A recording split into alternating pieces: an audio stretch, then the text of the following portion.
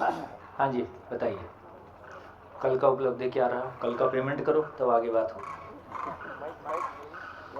Blank cheque दे देंगे।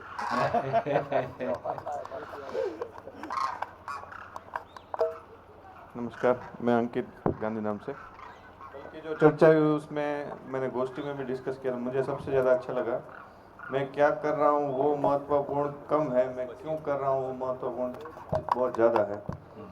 तो ये मेरी भी लाइफ से मुझे मालूम चला कि तो काफ़ी साल तक मैं क्या कर रहा हूँ उस पर फोकस था, क्यों कर रहा हूँ मुझे मालूम ही नहीं था। तो वो भ्रम में से बाहर निकले, वो क्वेश्चन मार्क लगता गया। उसके बाद आखिरी क्वेश्चन आया, जीना ही क्यों है। तो उसी संदर्भ में यहाँ पे पहुँचा है जानने के लिए। और दूसरा, हम खाली हाथ आए थे खाली हाथ जाते हैं, अभी तक वो सुना था कि हम ज्ञान की पूंजी लेकर आते हैं और ज्ञान की पूंजी लेकर जाते हैं। तो और फिर पता चला कि ना आते हैं जाते हैं, इधर ही रहते हैं। इधर ही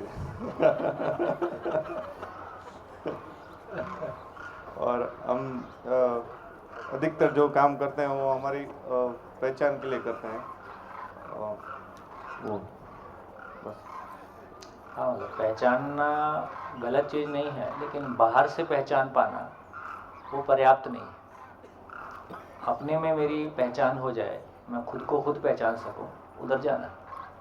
जी, अब तक ये जाना कि हमने कार्य 90% पूरा किया है, व्यवहार 0% है। हाँ, व्यवहार अभी शुरू हुआ है। बहुत बढ़िया, गुड। ये ध्यान देने लायक बात है कि व्यवहार का हमको पता ही नहीं है। व्यवहार शब्द हम यूज़ करते हैं, लेकिन व्यवहार के नाम पे हम कार्य ही कर रहे हैं। तो जिंदा रहने के धरातल पे बच्चे को खाना खिला देना या घर का काम कर देना या घर संभाल लेना या एक जॉब कर लेना, सब कार्य है, इसमें व्यवहार कुछ भी नहीं। प्रमाण क्या है कि व्यवहार नहीं है? एक भी रिश्ता गिला शिकवा शिकायत से मुक्त नहीं है। इससे समझ में आता है कि व्यवहार नहीं हुआ। हम आपस में थोड़ा सा व्यवहार कुछ कर रहे हैं तो कहीं ना कहीं देखो, यहाँ कोई भय नहीं है, प्रलोभन नहीं है, आस्था नहीं, ना आपको कोई आश्वासन है कि दूसरा आपकी ज़िंदगी तारेगा, ना कोई चीज़ का भय है, ना कोई चीज़ का लालच है। फिर भी सब कोई साथ में चल पा रहे है ना। तो यहाँ से ज़िंदगी, यहाँ से अपनी ज़िंदगी शुरू होती है। मैं अपनी ज़िंदगी को स्वयं अपने हाथ में लेना चाहता हूँ। बढ़िया। हाँ जी, माइक फटाफट।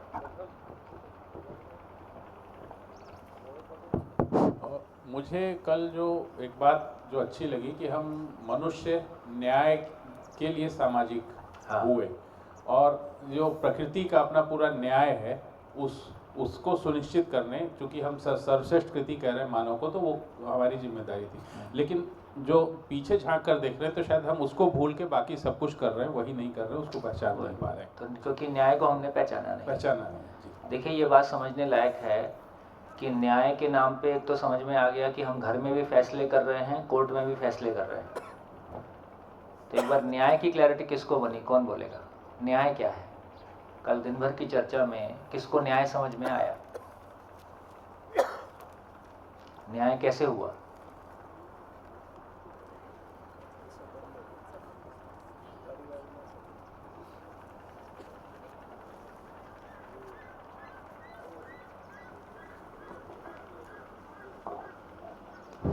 न्याय उसको बोलते हैं जो उभय पक्षों में दोनों पक्षों को तृप्ति मिले। हाँ, बढ़िया हो गया। तो दोनों पक्षों का तृप्त होना संडे टू संडे या 24 घंटे निरंतर। एक तो ये बात पकड़ में आए, तो कैसे होंगे? कैसे होंगे? संबंध की तृप्ति समझदारी से। समझदारी से। तो समझण से एक आदमी का तृप्त होना, समझण से दूसरे आदमी का तृप्त होना, और दो तृप्त आदमियों का साथ में तृप्त होकर जीना। इसलिए जो अभी हमारा प्रयास था दूसरों को सुखी करने का, ये सफल नहीं हुआ।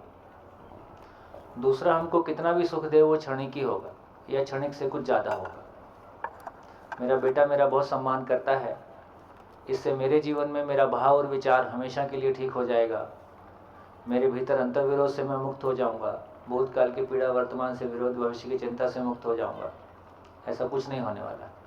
इतना ही है कि उससे मेरे को दुख नहीं मिल रहा, लेकिन मैं सुखी हो गया ऐसा नहीं। तो सारा संसार भी मुझको सुख दे तो भी मैं सुखी नहीं हो सकता, और आप भी जिंदगी भर किसी को सुखी दें तो वो सुखी नहीं हो सकता। ये समझने से तो दूसरों को सुखी करना है कि मुझको सुखी होना है। जब मुझको सुखी होना है तो समझण पूर्वक मुझको सुखी होना है।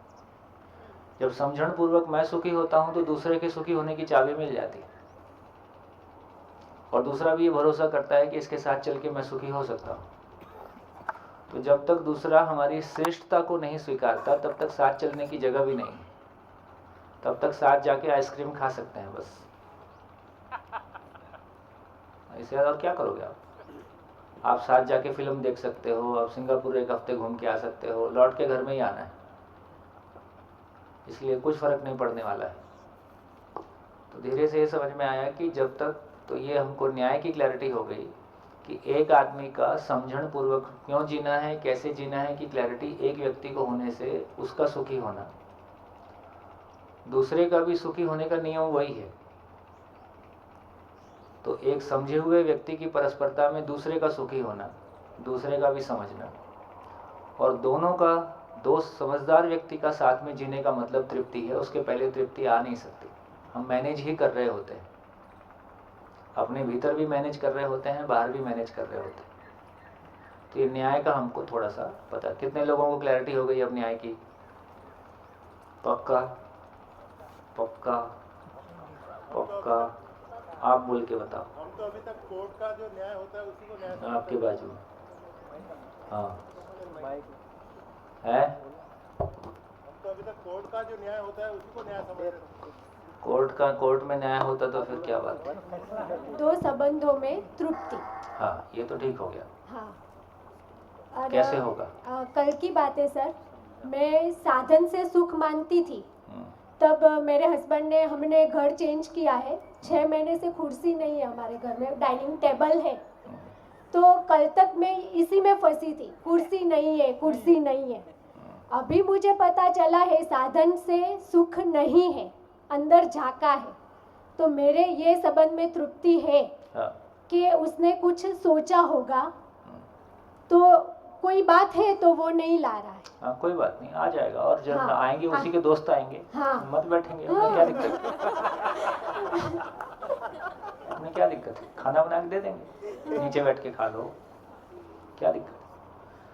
देखिए, दुखी, ये जो दुखी हो रहे हैं ना, ये हमारे भीतर की ही असुरक्षा है, हमारे भीतर का ही इरिटेशन है, हमारे भीतर कोई खुश होने की जगह नहीं बनी। इसलिए हम बिना ही बात दुखी होने का बहाना ढूंढते रहते हैं। अंदर से दुखी हैं, कोई भी बहाने से फट पड़ता है। जब अंदर से हम अंदर से थोड़ा रिलैक्स्ड होते हैं, खुश होते हैं, तो कोई भी प्रॉब्लम है उसको कैसे हैंडल करेंगे देख लेंगे। तो मेरे को लगता है कि हमको बड़ा होने की ज़रूरत है। ये जो बच्चों का माँ बाप बनना अच्छी घटना नहीं है।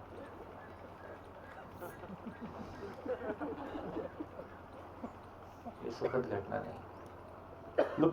बच्चे बड़ी आशा के साथ संसार में आते होंगे, अपने माँ बाप को कितनी ऊंची जगह में देखते होंगे, ये मेरे माता पिता है, और माता पिता खुद एक बच्चा है। इसलिए उम्र के साथ साथ बच्चों का सम्मान माता पिता के प्रति घटता है, क्योंकि एक बच्चा उनको जिस ऊंची जगह में अपने बचपन में मानता है, उम्र बढ़ने के साथ साथ पाता है कि ये उतने बड़े नहीं हैं जितना मैंने सोचा था। माइनस मार्किंग जारी रहती है और एक दिन नेगेटिव मार्किंग पे आ जाता है। तो इसलिए माँ बाप होना एक बड़ा काम है, माँ बाप होने की तैयारी एक बड़ा काम है, शादी एक बड़ा काम है, शादी की तैयारी एक बड़ा काम है। वो जॉब से कहीं बड़ी तैयारी है। जॉब कुछ भी इतना मुश्किल काम नहीं है, और एक बार अपने भीतर एक कॉन्फिडेंस लेवल आता है तो बाकी सब चीज़ें बहुत आराम से हैंडल हो जाती हैं। अभी हमको पता ही नहीं है कि हमको क्या करना है और क्यों करना है। किसी दूसरे के प्रभाव और दबाव में हम कुछ कर रहे होते हैं, मेरी ज़िंदगी कहीं छूट जाती है। एक बार ये दबाव प्रभाव हटता है तो मैं अपनी ज़िंदगी को पहचान पाता हूँ, अपनी ज़िंदगी से शुरू करता हूँ, तो मैं परफॉर्म करता हूँ। हर व्यक्ति का एक अपना माइंडसेट है, एक तरह की प्रवृत्ति है। वो जब भी ऐसे काम में लगेगा जिस काम के लिए उसकी प्रवृत्ति है, उसमें वो बहुत आराम से भी करेगा और बहुत अच्छा भी करेगा। तो ज़्यादा पैसे कहाँ मिलेंगे, हम वो काम करते हैं। मुझको क्या काम करने की खुशी है वो काम हम नहीं कर रहे। धीरे धीरे, बढ़िया, गुड। हाँ जी, और बोलिए। भैया, दो लोग शिकायत मुक्त होकर जी पाएं और उसमें भी एक व्यक्ति जो है वो समझदार तरीके से अपने समझदारी से और दूसरे को भी समझदार बना के स्नेहपूर्वक जी पाए, यही समझदारी, यही हाँ। न्याय है। तो समझण से कम में सुखी होने का एक से अनेक तक का कोई जुगाड़ नहीं है, बाकी खाना पीना है। ये क्लैरिटी हमारी हो जाए, तो ये क्लैरिटी हम आ जाए कि भौतिक वस्तुओं की कोई औकात नहीं है कि वो हमको हमारी ज़िंदगी में सुख दे सके। अच्छा लगने तक सीमित रहता है, कुछ भी कर लो, हाँ थोड़ा सा अच्छा लगा बस। हाँ जी। कोई भी नेगेटिविटी प्रकट होने पर हम मन बहुत हल्का हो जाता है। वैसे मेरे को पता चला कि मैं लोभ और मोह में जी रही हूँ, क्योंकि आवश्यकताओं से ज़्यादा वस्तुओं का संग्रह करने की वृत्ति अब तक रही है, तो सोचती हूँ कि ये मेरी नेगेटिविटी है। और दूसरा मोह, मेरे पास जो स्किल नहीं है वो मेरे हस्बैंड के पास है, तो वो बाहर रहते हैं, जायंट्स ग्रुप के वो प्रमुख रह चुके हैं गुजरात राज्य के। तो मैं अंदर से गुस्सा दुखी रहती थी कि ये पूरा दिन बाहर रहते हैं, मेरी ओर ध्यान नहीं देते। ये एक मोह था मेरा, जो अब मेरे को समझ में आ गया कि इनकी भी अपनी दुनिया है और वो दुनिया उसको जीने का हक है। तो मैं, अगर वो बाहर रहते हैं तो मैं भी अपनी तरीके से अपना समय व्यतीत कर सकती हूँ। नहीं, देखिए अभी क्या स्थिति है कि क्योंकि हम विचारशील नहीं हैं, मन के लेवल पे होते हैं, ना केवल वस्तुओं के साथ में जीते हैं, इसलिए हस्बैंड वाइफ के बीच में जो एक शेयरिंग हो, क्योंकि हस्बैंड को शेयर भी करना चाहता है तो उसमें या तो आपकी रुचि नहीं है या आपको उसकी समझ नहीं है, या आपको शेयर करने से आप और परेशान हो जाओगे, इसलिए क्यों बिना मतलब और मुसीबत मोल लिया जाए। तो लेकिन जब हस्बैंड वाइफ दोनों वैचारिक हो जाते हैं तो फिर हस्बैंड कोई भी जॉब करते हैं, अल्टीमेटली वो देश की समाज से कहीं जुड़ा हुआ होता है, तो एक शेयरिंग मोड शुरू हो जाता है। सच्ची बात है। और घर की भी चीज़ में जब हम वैचारिक हो जाते हैं तो हमको भी समझ में आता है कि घर एक इम्पॉर्टेंट इकाई है, परिवार एक इम्पॉर्टेंट चीज़ है। अभी सामान्यतः पतियों के लिए घर एक खाना पीना और शरीर की देखरेख की जगह है, सही अर्थों में परिवार हमारे इवॉल्व होने की जगह है। तो परिवार के प्रति जो दृष्टिकोण हस्बैंड का है वो भी अधूरा है, और हस्बैंड के प्रति जो वाइफ का दृष्टिकोण है, उसके काम के प्रति जो दृष्टिकोण है वो भी अधूरा है।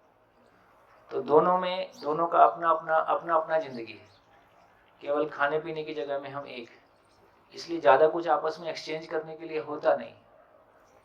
तो दोनों का ये दृष्टिकोण बदलेगा तो हो सकता है दो दोस्त मिलके भूमिकाएं हमारी हमेशा अलग अलग रहेंगी, इसमें कोई दिक्कत नहीं है, लेकिन भूमिकाएं अलग रहते हुए भी लक्ष्य हमारा एक है, मानव लक्ष्य एक है।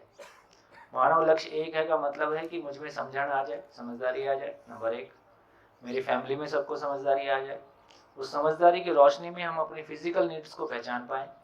इसके लिए बैठ के चर्चा करेंगे, नहीं करेंगे?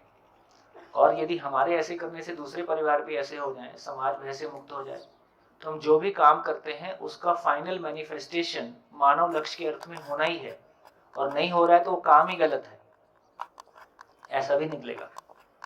तो उस आधार पे फिर एक्सचेंज, जैसे अब आप जितना कुछ बोलते हो, तो जितना आपका कंटेंट को लेके आपका पकड़ बनता है, ये हो सकता है आपके हस्बैंड को भी पहली बार ध्यान जाएगा कि यार ये इतना अच्छा सोच सकती है।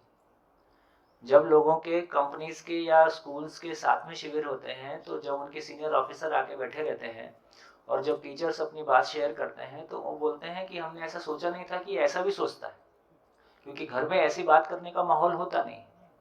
तो हमारा वो वाला इंसान वाला पोर्शन वहाँ प्रकट ही नहीं होता है, वहाँ हमारा काम वाला पोर्शन प्रकट होता है, खाना बन गया, ये हो गया, वो हो गया। तो सही अर्थों में अभी हम मानव से नहीं मिल रहे हैं, हम शरीर से मिल रहे हैं। काम में भी हम मानव से नहीं मिल रहा है, शरीर से मिल रहा है। शरीर की आवश्यकताएं दूसरे शरीर की आवश्यकताओं से मिलती है। तो बेसिकली मानव का दर्शन हमारे बीच में है नहीं, इसलिए मानव के रूप में हम सब कॉमन है, इसलिए कोई कॉमन एजेंडा भी नहीं है हमारे बीच में, इसलिए चर्चा भी क्या होगी। इसलिए वहां भी जब अपने बेटे से बात करते थे, क्या पूछेगी, खाना खाए कि नहीं खाए? आप नहीं पूछते तो वो खाता ही नहीं क्या, क्योंकि उससे ज्यादा बात करना हमको आता नहीं। तो जिंदगी को लेके बात करने की हमारी योग्यता नहीं है, मानव को लेके बात करने की हमारी योग्यता नहीं है, इसलिए भी वो खालीपन अपने भीतर भी लगता है। साथ बैठे रहते हैं तो बात भी क्या करें, यदि फिजिकली घर में साथ में हैं भी तो बात भी क्या करें, तो फिर दोनों बैठ के टीवी ही देखते, क्या बात करें, कंटेंट नहीं है हमारे पास। अच्छा, पति पत्नी इतना एक दूसरे को जान रहे होते हैं, उसको पता है मैं ये बोलूंगी तो इसका आंसर ये होगा, उसको पता है मैं ये बोलूंगी तो उसका आंसर ये होगा, बात करने का मीनिंग खत्म हो जाता है, पहले से सबकी कुंडली पता रहती। तो इसलिए 50 के बाद ही नहीं बल्कि पहले से भी 50 के बाद तो कंपल्सरी हो जाता है, सामाजिक होना हमारी व्यक्तिगत आवश्यकता है। सामाजिक नहीं होंगे तो आगे की जिंदगी नहीं कटेगी, क्योंकि आगे आगे शरीर कमजोर होता है, शरीर कमजोर होता है लेकिन आपका विचार नहीं कमजोर होता है। तो हमारी खुद की जिंदगी के लिए हमारा सामाजिक होना हमारी जरूरत है, नहीं तो कोई पूछेगा नहीं। घर में तो ऐसी सब मामला बंद हो जा रहा है। बढ़िया, हाँ जी, और बोलिए। सर, जैसा आप कह रहे थे अभी न्याय की बात मतलब आई और न्याय के विषय में हम लोग चर्चा भी किए, तो सर मुझे लगता है कि जो ये अनुकूलता का जो विषय है, जो आप कह रहे थे कि दोनों को संतुष्ट होना चाहिए, मुझे लगता है सर कि न्याय तो तब होगा सही मायने में जब दोनों में स्वीकार करने की प्रवृत्ति बढ़ जाएगी, वो समझने से बढ़ेगी ना। हाँ, अगर संतुष्टि की बात करें सर, तो संतुष्टि तो ऐसी भी हो सकती है मतलब लोगों के बीच में कि जैसे मान लीजिए कि कोई भी बात है अगर वो हमारे फेवर में नहीं है या इनकेस हम उस चीज को हम डिनाय नहीं कर पा रहे हैं तो हम उसको संतुष्टि मान लेते हैं सर। तो संतुष्टि की निरंतरता की बात हो रही है, आपको हाँ। कोई भी जुगाड़ निरंतरता नहीं देगा, निरंतरता में जाके टूट जाएगा। इसका मतलब है कि जो संतुष्टि की हम बात कर रहे हैं, जिस संबंध में तृप्ति की हम बात कर रहे हैं, वो 24/7 हो जाए, हमेशा के लिए हो जाए, इससे कम में तो काम नहीं चलेगा। सर मैं ये नहीं समझ पा रहा हूँ कि स्वीकारता मतलब एडॉप्ट करना चीजों को ज्यादा मतलब बेनिफिशियल रहेगा कि चीजों को संतुष्ट हो जाना चीजों से वो ज्यादा बेनिफिशियल रहेगा न्याय के लिए। अच्छा, थोड़ा सा और आगे बढ़ते पता चलेगा। हाँ जी, बढ़िया। नमस्कार। आज सुबह की बात है, नाश्ते में दाल पकवान था। मैं जैसे भी वहाँ पे पहुंची ना तो देखा, ओह माय गॉड, दाल पकवान है, मेरी फेवरेट डिश है। तो मन में सोचने का विचार वो जो था ना वो स्टार्ट हो गया कि आज तो पेट भर के खाऊंगी, मुझे बहुत दिनों से नहीं खाया था, खाना है। और फिर अंदर से आवाज आई कि रुक, मुझे उतनी आवश्यकता नहीं है जितना तू सोच रही है, मुझे जितनी जरूरत है उतना ही खिला। एंड ध्यान पता चला या अति भोग कर रही थी मैं, तो ये पकड़ में आ गया आज। Thank you. गुड, सॉफ्टवेयर काम कर रहा है। हाँ जी, हाँ जी। मुझे उपयोगिता के बारे में कल जो था वो बहुत अच्छा लगा। आज सुबह ही ऐसा हुआ, मेरे बेटे को मैंने तैयार किया तो फिर उसने देखा कि मम्मा ने आज नए कपड़े पहने, तो तुरंत बोला मम्मा आज तूने नए कपड़े पहने तो मुझे भी नए कपड़े पहना। तो पता चला कि अब तक हमने उसके माइंड में ऐसा भरा है कि कहीं बाहर जाना हो या कुछ करना हो तो हमें नए कपड़े पहन के ही जाना होता है, क्योंकि हमें ऐसा लगता है कि दूसरों को दिखाने के लिए, वो तो पता चल गया कि हम तो खुद ऐसे तैयार होते, बच्चों को भी वैसा तैयार करते हैं कि दूसरों को ऐसा लगे कि वो अच्छा लग रहा है। तो फिर आज पता चला, तो आज बहुत तो क्लियर नहीं हुआ पर उसको पहले तो कन्विंस कुछ भी बता के कर देते थे, पर आज वो बता के कन्विंस कर पाए कि भाई कपड़े की उपयोगिता क्या है, वो हमें ठंड नहीं लगे या ऐसा कुछ है उसके लिए हम पहनते हैं। तो जैसे जैसे उपयोगिता थोड़ी थोड़ी क्लियर होने लगी, फिर बाद स्वयं के लिए भी उपयोगिता क्या है वो पहले हमें पता चलेगा तो हम अपने बच्चों को कुछ दे पाएंगे। तो अब ऐसा लग रहा है कि पहले हमें बहुत समझने की जरूरत है, अब वो प्यास और बढ़ गई क्योंकि हमें कुछ देना है तो पहले वो हमारे में होना चाहिए। इसलिए बढ़िया। देखिए, जो कल बात आ रही थी कि ये भी पुराना तो नहीं हो जाएगा, यदि ऐसा प्रयोग करना शुरू कर देंगे तो नया रहेगा। क्योंकि नयापन, जैसे दोस्त से बात करते हैं तो कहाँ पुराना होता है। तो जिस चीज को हम फीलिंग लेवल पे जी लेते हैं वो पुराना नहीं होता, मेमोरी पुराना होता है। तो यदि केवल ये बातें सुनने बोलने में रहेंगी तो पुरानी हो जाएंगी। यदि ये बातें अपने एहसास में, हमारी रोजमर्रा की जिंदगी में हम इसको प्रैक्टिस कर पाएंगे तो थोड़ी सी भी चीज हमको इतनी खुशी देती है कि हाँ मैं हैंडल कर पाया, जैसे पहली बार जब मैं एक मैथमेटिक्स का सम सॉल्व करता हूँ और मेरा आंसर मैच कर जाता है तो मेरे को कैसा लगता है ना? तो फिर मेरे को लगता है कि मैं और सॉल्व करूँगा, और वो आंसर निकालने का, सही आंसर मैच करने का इतना खुशी रहता है। तो इस तरह से जब एक मैथमेटिक्स का क्वेश्चन सॉल्व करने में इतना खुशी मिलता है, तो सही अर्थों में जिंदगी का मैथमेटिक्स सॉल्व करने में कितना खुशी मिलेगा। तो अपने भीतर की जिन चीज़ों को मैं रिजॉल्व नहीं कर पा रहा था, अपने बाहर रिलेशनशिप को मैं जैसा हैंडल नहीं कर पा रहा था, जितना बोझा मैं ढो रहा था, तो अपने भीतर जो हल्कापन आता है, अपने भीतर जो कॉन्फिडेंस आता है, अपने भीतर जो ये दूसरों के साथ कंपैरिजन से मुक्ति आती है। कंपैरिजन से मुक्ति आती है तो क्या होता है? या तो कंपैरिजन होगा या प्यार आएगा। आपको जैसी कंपैरिजन से मुक्ति पाते हो उसका मतलब ये है कि स्वयं के प्रति विश्वास की कोई स्थिति बनी है। स्वयं के प्रति विश्वास का रिफ्लेक्शन ही है कि दूसरों के लिए प्यार आता है। ये दूसरों के लिए प्यार आना बहुत मजेदार काम है। सबको देख के प्यार आता है, सबको प्यार कर पाना, ये तो एकदम मौज हो गई। आप सोचो ना, अभी एक से आप प्यार करते तो आपको कैसा लगता है? आपका इतनी सी पूंजी और सबसे प्यार हो जाए तो कैसा लगता है? इतना ही गेम है बस। तो जिनको हमने महापुरुष कहा, जिनको हमने बड़े लोग कहा, उनका इतना ही मतलब था कि उनको सबसे प्यार होता, ज्यादा कोई बात नहीं। तो ऐसा हमारा चित्त धीरे धीरे बदलेगा, शरीर सापेक्ष चित्त के बजाय, जिसको हम जीव चेतना से मानव चेतना में गुणात्मक परिवर्तन बोल रहे हैं। हाँ जी, बढ़िया हो गया।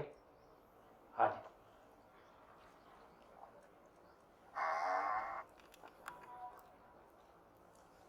कल मुझे हमारी जो गोष्ठी थी ना, तो उसमें एक सेकंड, सबको प्यार करने का मतलब क्या है? हाँ।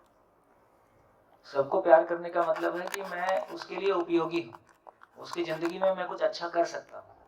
ये जब भी आप किसी को देने की स्थिति में आते हो तो अब आपको प्यार आएगा। प्यार का ऐसी कोई मतलब नहीं। एक माँ को अपने बच्चे के लिए लगता है कि मैं उसके लिए कुछ कर सकती हूँ, एक दोस्त को दोस्त के लिए लगता है कि मैं इसके लिए कुछ करूँ। वो दूसरे की जिंदगी में जो सहयोग देने का भाव है उसका नाम प्यार है जी। कल गोष्ठी में मुझे एक बात क्लियर हुई कि स्वीकारना, तो उसके व्यवहार को, मेरे दिमाग में ऐसा था कि जो वो गुस्सा कर रहा है तो उसको स्वीकार लो कि वो गुस्सा कर रहा है, लेकिन सूरज सर से बात हुई उसके बाद पता है कि उसको मानव के रूप में स्वीकारना है। फिर हम लोग गोष्ठी खत्म करके घर पे गए, तो संजय सर है, उनकी बेटी, उनका बीपी हो गया था, शुशु हो गया था, तो स्मेल आ रही थी। तो पहले मैं क्या करती कि ये चीज़ है, उसको स्वीकार लो, चलो। फिर कल मैंने देखा कि वो जो बेटी है उसको एक मानव के रूप में मैं स्वीकारूं, तो वो तो प्रक्रिया है, हो गई है। तो इतना मुझे वो लगा कि अभी ये चल रहा है कि किसी भी के वर्तन को, व्यवहार को नहीं, उसको एज ए मानव में स्वीकारूं। तो वो मुझे कल ओपन अप हुआ मेरे लाइफ में। Thank you. बहुत बढ़िया। अपन ने 3 तरह से देखने की बात की थी। एक तरह का देखना ये है कि जैसा मैं चाहता हूं वैसा हो जाए। दूसरा, जैसा उसकी वर्तमान स्थिति है मैं उसको स्वीकार कर पाऊं। तीसरा, जैसी वो एग्जिस्टेंशियल क्रिएशन है उसको स्वीकार कर पाऊं। यदि एग्जिस्टेंशियल क्रिएशन वाला भाग स्वीकार हो गया तो पहले दोनों वाले नहीं बढ़ जाते। यदि बीच वाला भी स्वीकार हो, जैसे माँ को बच्चे के बारे में ये पता नहीं है कि एग्जिस्टेंस का क्रिएशन है, और माँ ने उसको अपना माना हुआ है इसलिए उसके हर चीज स्वीकार लेती है।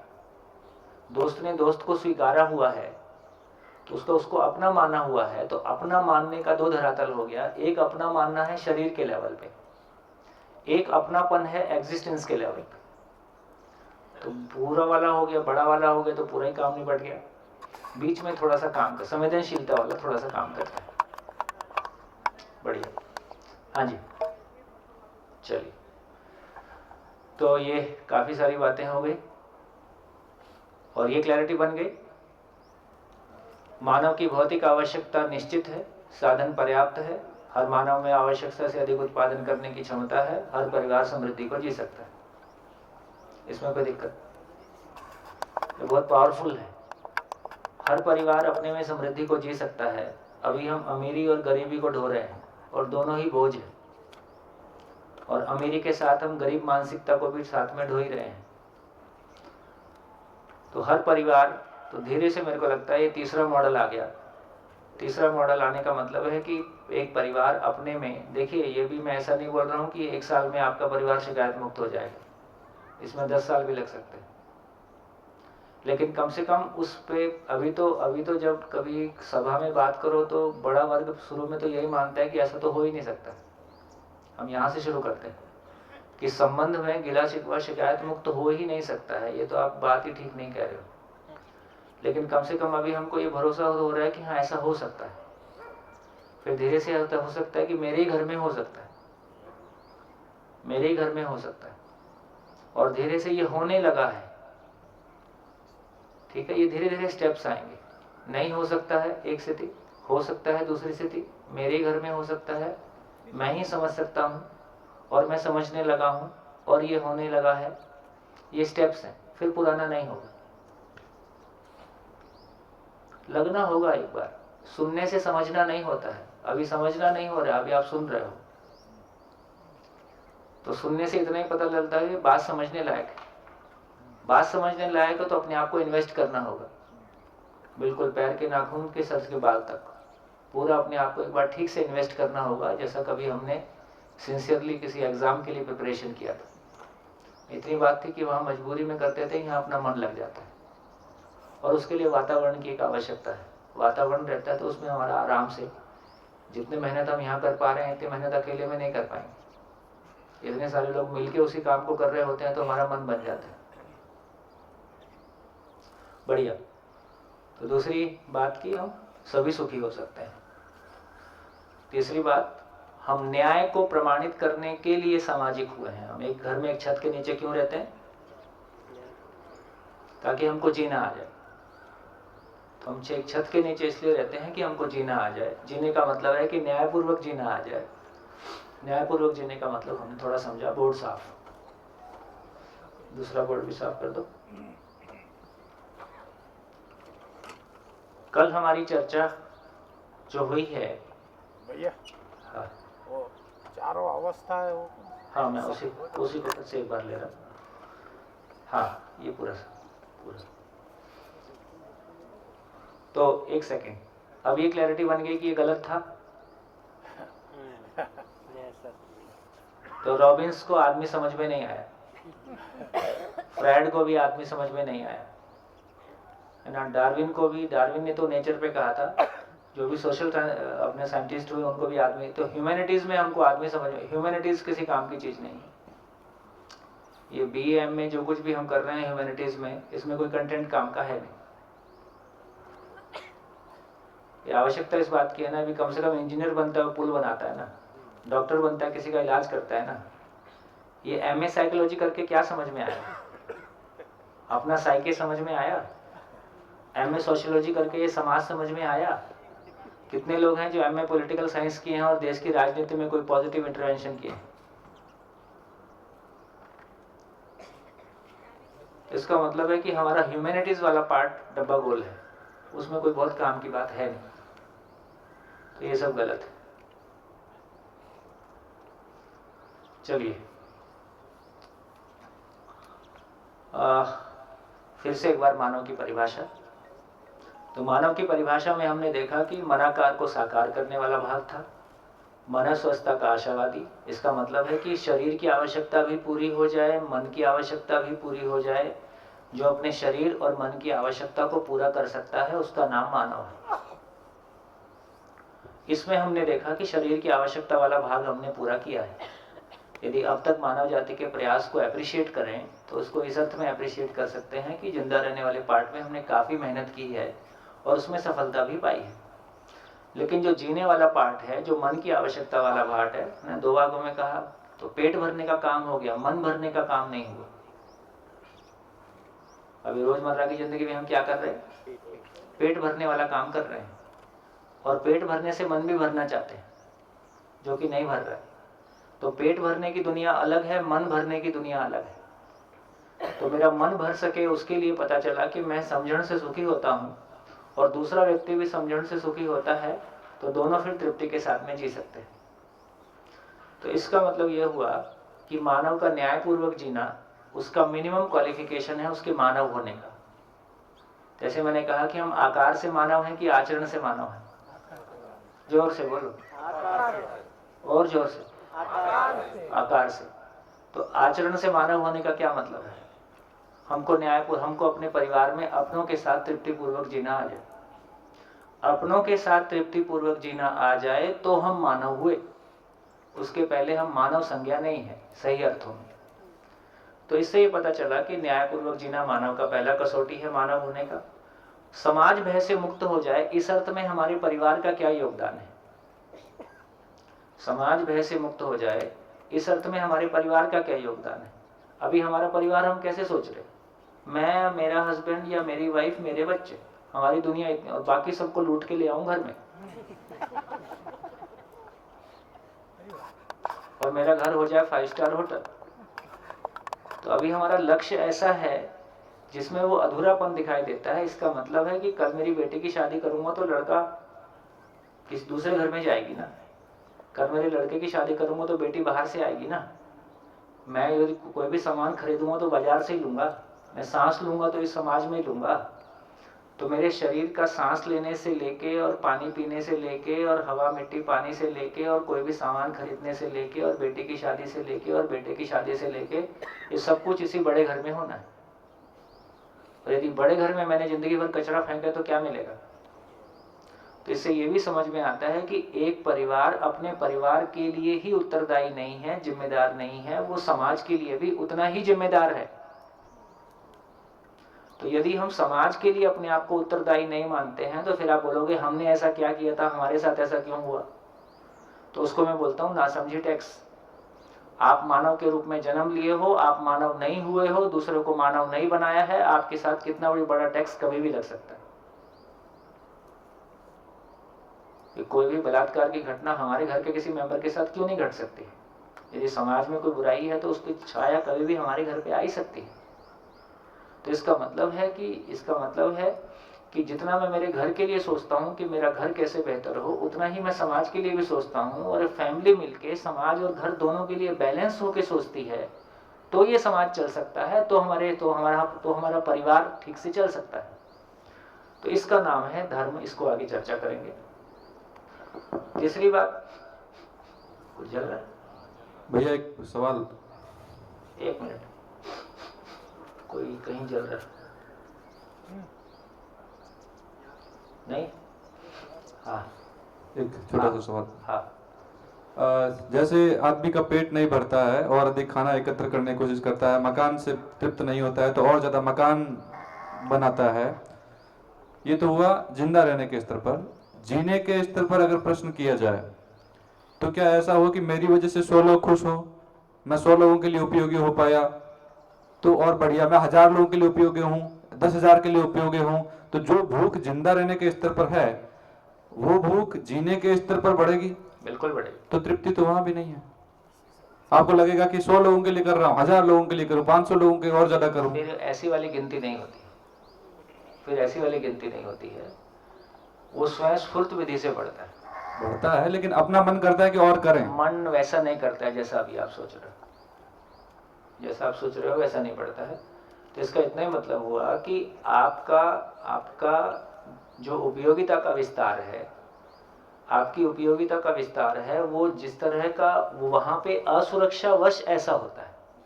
1 मकान, 2 मकान, 4 मकान, यहाँ असुरक्षा नहीं है। तो जब आप अपने भीतर में असुरक्षित नहीं हो तो आप स्वभाव गति से स्वयं स्फूर्त फैलते हो। तो जितने में आज हैं उतने में भी अच्छा लगता है, कल हो गया, वो आपके लिए उतना बड़ा मुद्दा नहीं रहता है। मुद्दा क्या रहता है? मुद्दा ये रहता है कि अच्छाई जमाने में स्थापित हो रही है। तो क्वांटिटी मैटर नहीं करती है, क्वालिटी मैटर करती है। और क्वालिटी में जाते हैं तो संख्या मैटर नहीं करती है, कुछ और मैटर करने लगता है। तो वो वाला प्रॉब्लम नहीं आता। क्वांटिटी और क्वालिटी दोनों में प्रश्न ये है कि क्या चाहत और ज्यादा बढ़े ये गलत है? चाहत और ज्यादा बढ़े ये गलत नहीं है, पर चाहत में आवेश नहीं है जी। अभी चाहत में आवेश होता है, असुरक्षावश।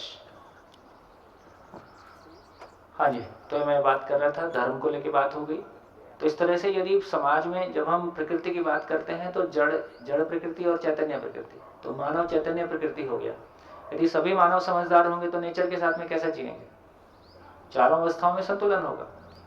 इतनी सी बात करें तो ये समझ में आया कि एक मानव के समझदार होने का प्रमाण न्याय धर्म सत्य पूर्वक मिलता है। फिर से बोल रहा हूं, एक मानव के समझण का प्रमाण, सबसे पहला प्रमाण न्याय पूर्वक मिलता है। न्याय का मतलब है कि वो अपने परिवार के लोगों के साथ और जो उसका कार्य क्षेत्र है, ये दोनों ही मिलकर एक परिवार, जहां भी अपेक्षाएं निश्चित हैं वो परिवार है। तो दोनों ही जगह में आपके समझ का प्रमाण मिलता है, लोगों के साथ जीने का प्रमाण मिलता है। इसको न्यायपूर्वक जीना कहा। और यदि ऐसा हो गया तो आपके पूरे परिवार का जो सामाजिक प्रभाव पड़ता है, जो दूसरों आपके परिवार का एफर्ट जब आगे बढ़ता है तो समाज में फैलने लगता है। तो समाज के रूप में भयमुक्त होने का के रूप में प्रमाण मिलता है।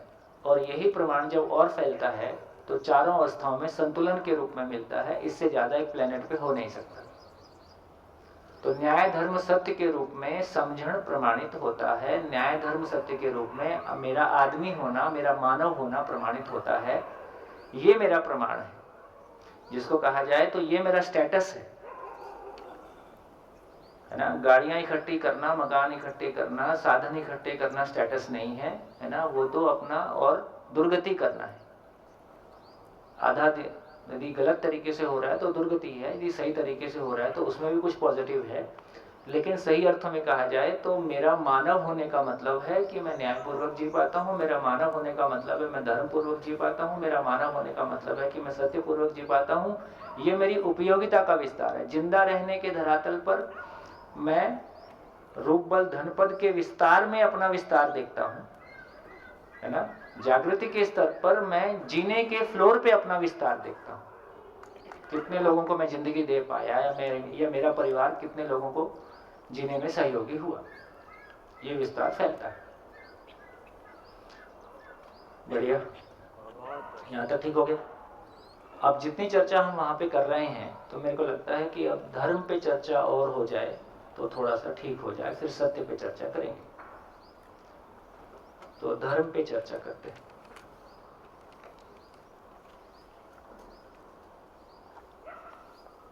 बताइए धर्म क्या है?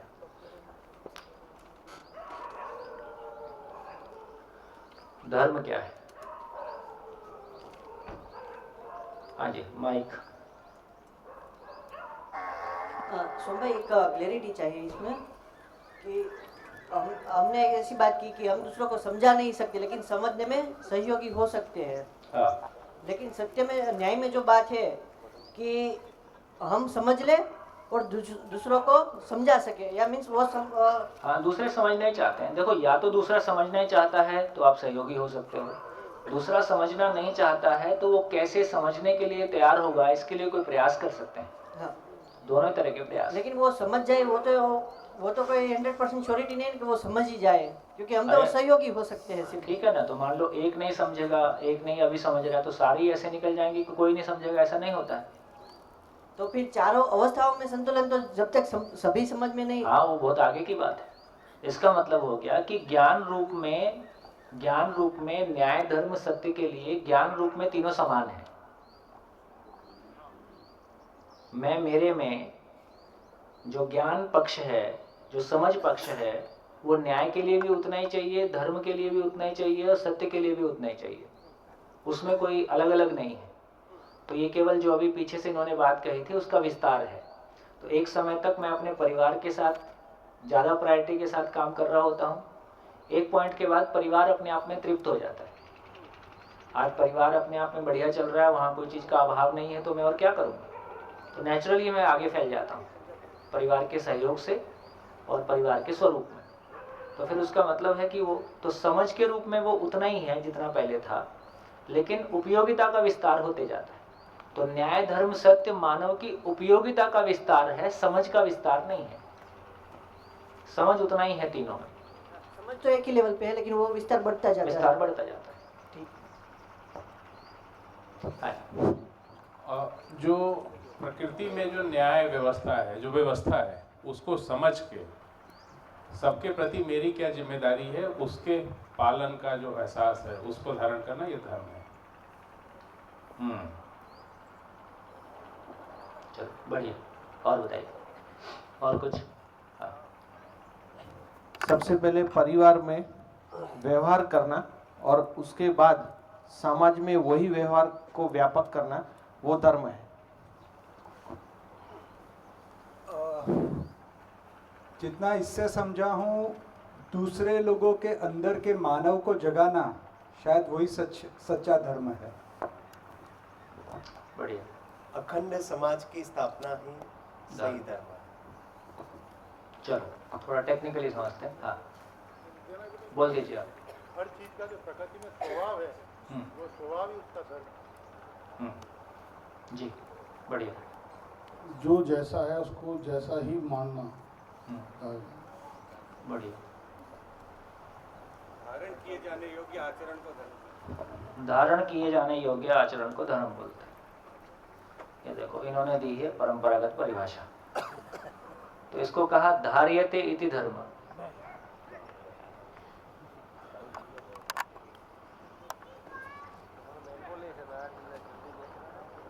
जो धारण करने योग्य है उसको धारण किया जाए, उसको धर्म कहा है जो धारण करने योग्य है।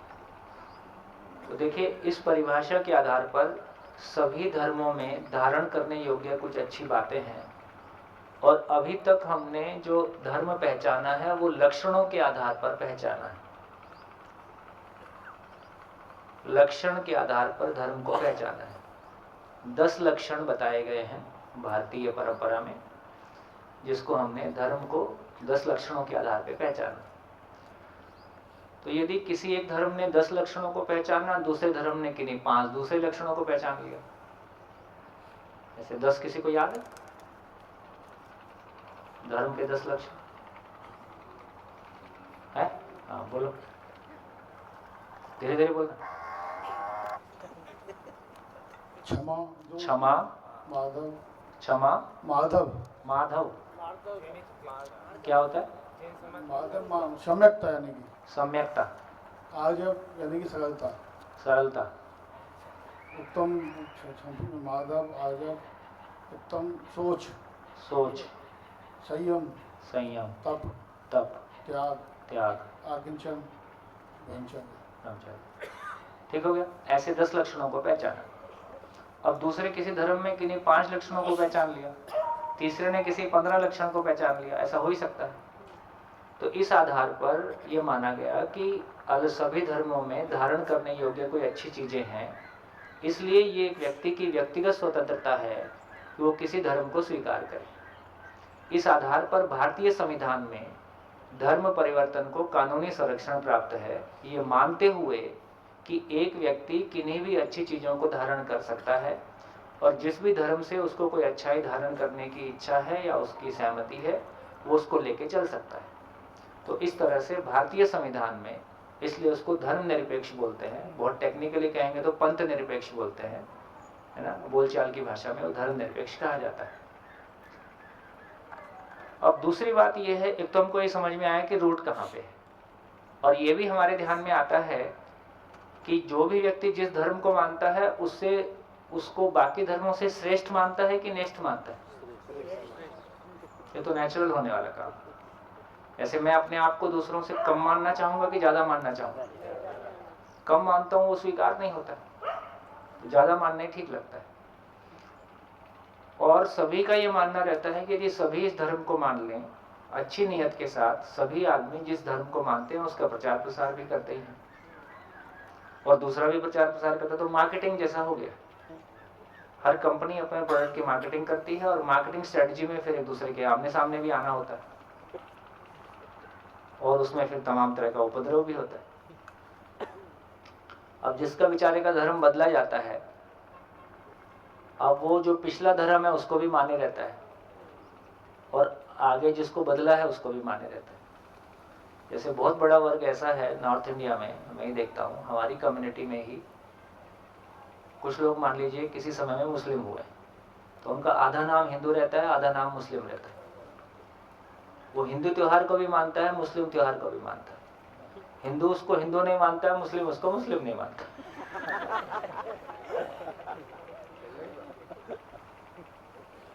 भारत के मुस्लिम को अरब का मुस्लिम मुस्लिम नहीं मानता, दोयम दर्जे का मानता है। और ये सभी जगह में, सभी जातियों में यदि मंदिरों में देखोगे तो मंदिर भी अलग अलग कम्युनिटी के अलग अलग मंदिर है, जिसमें बाकी कम्युनिटी के लोग को बहुत इनवाइटेड नहीं है। तो ये हम सब जगह आपको देखने को मिलेगा। तो इससे हमारी ये क्लैरिटी बनती है कि किस तरह का आपस में, बेसिकली धर्म वो शब्द है जिससे हमने कहा कि मजहब नहीं सिखाता आपस में वैर रखना, हम तो जोड़ने का काम कर रहे हैं। लेकिन अभी भी यदि देखें तो आदमी आदमी के बीच में सबसे बड़ी दीवार धर्म की दीवार है और सबसे बड़ी दीवार गुरु जी की दीवार है। बहुत सारे लोग दूसरी चीज इसलिए भी नहीं सुनना चाहते कि हमारे गुरु जी बदल जाएंगे क्या, क्योंकि निष्ठा को, आस्था को बदलना ये बहुत भारी काम लगता है। तो इन तमाम जो भी उसकी अच्छाइयाँ हैं वो हाई हैं, उन अच्छाइयों की वजह से हम जंगल युग से यहाँ तक पहुँचे हैं। लेकिन जो भी उसका गैप है वो भी हमको दिखाई देता है कि गैप कहाँ पे और कैसे हम परेशान हैं। एक और बात ध्यान में आती है कि धर्म अपने आप में बहुत सेंसिटिव इशू है। तो सेंसिटिव इशू क्यों है? तो ये भी कहा कि आदमी की पहचान के 5 मापदंड हैं, 5 आधार हैं जिन पे कोई व्यक्ति पहचाना जाता है। मानव की जो पहचान है उसके 5 आधार हैं, रूप, बल, धन, पद और बुद्धि। ये मैं वहाँ पे इंट्रोड्यूस नहीं कर पाया था शुरू में जब कहा था। तो पद के साथ बुद्धि भी है, जिसमें से 4 फिजिकल है। रूप, बल, धन, पद फिजिकल है।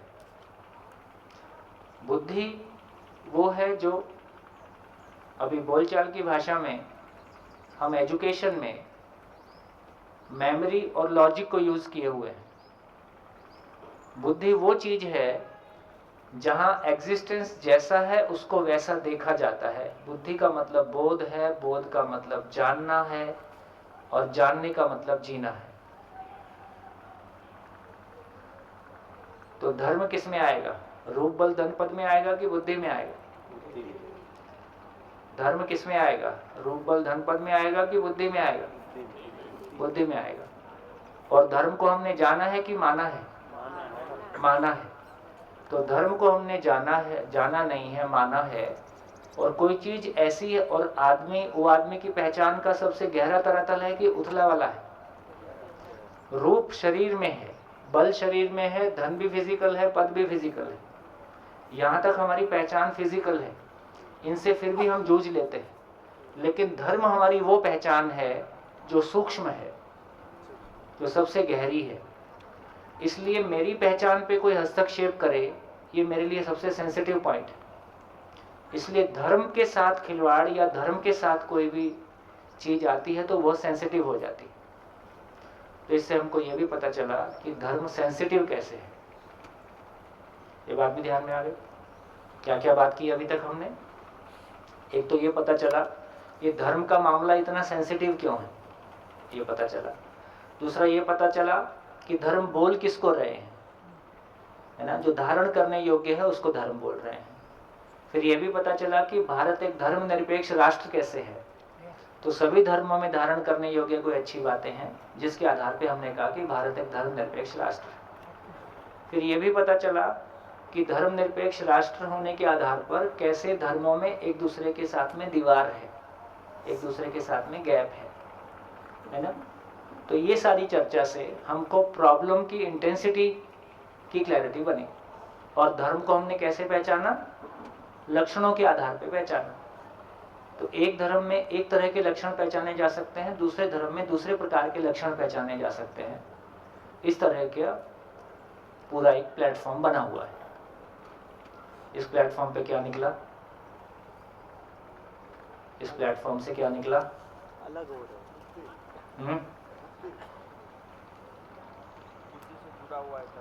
है, सब टुकड़ा हो गया, अलग अलग टुकड़ा टुकड़ा हो गया धर्म भी अपने आप को जानना ही है। धर्म ही अपने, जबकि धर्म का कुल आश्वासन इतना ही है कि वो आदमी को जानने के लिए एक विधा है, एक तरीका है। ठीक, तो प्रॉब्लम ठीक से बैठ गया। अब सॉल्यूशन की ओर चले। तो अब सॉल्यूशन की ओर चलते हैं कि जो कुछ भी हो रहा है उसके पीछे अब सॉल्यूशन क्या है। तो सॉल्यूशन के लिए बोला, सॉल्यूशन क्या है, तो धर्म का परिभाषा दिया, या दर्शन में धर्म का परिभाषा दिया, जिसको जिससे अलग ना किया जा सके, जिसको जिससे अलग ना किया जा सके वह उसका धर्म है।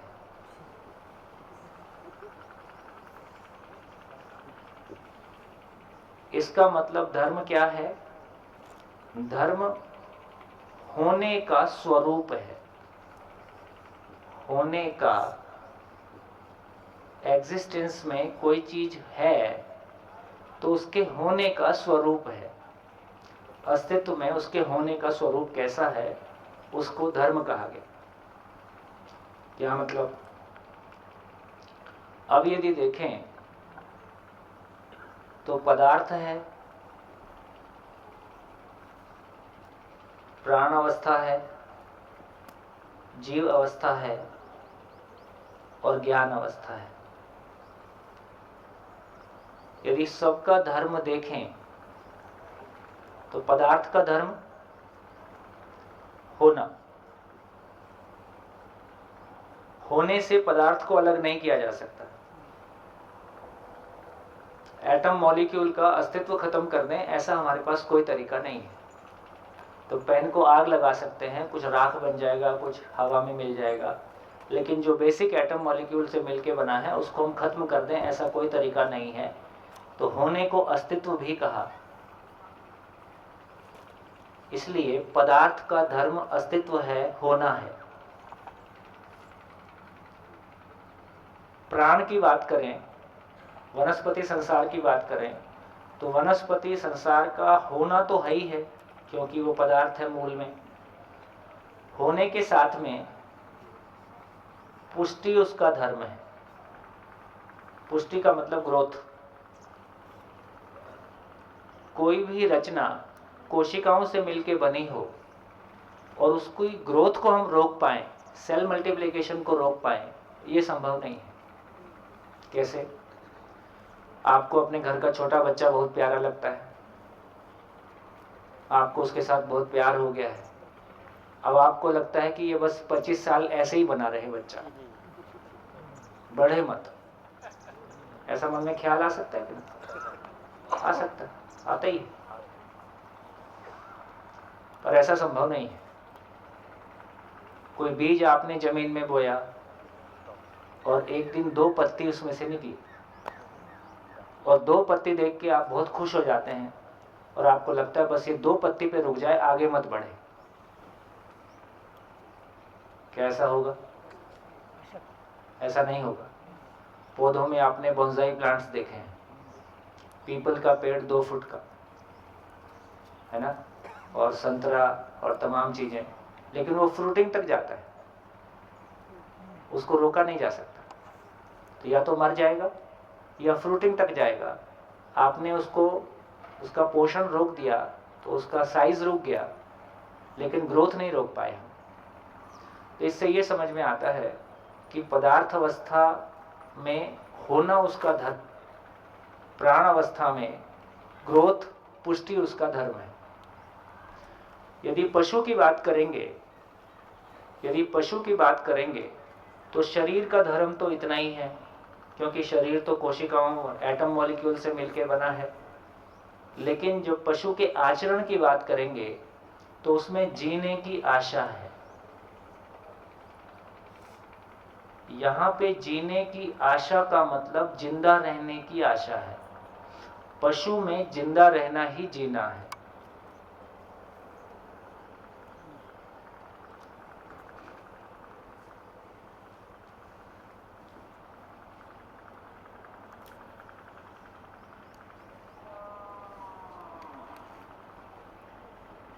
बढ़िया।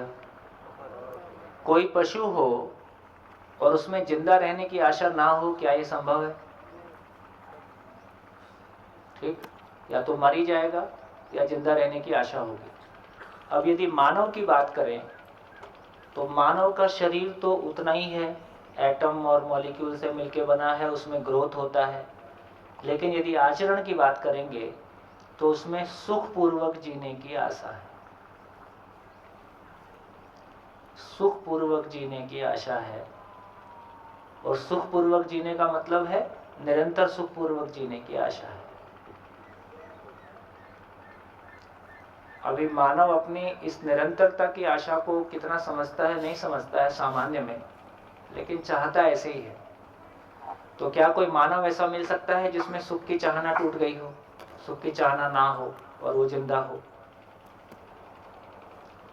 क्या कोई मानव ऐसा मिल सकता है जिंदा हो और सुख की चाहना उसमें ना हो?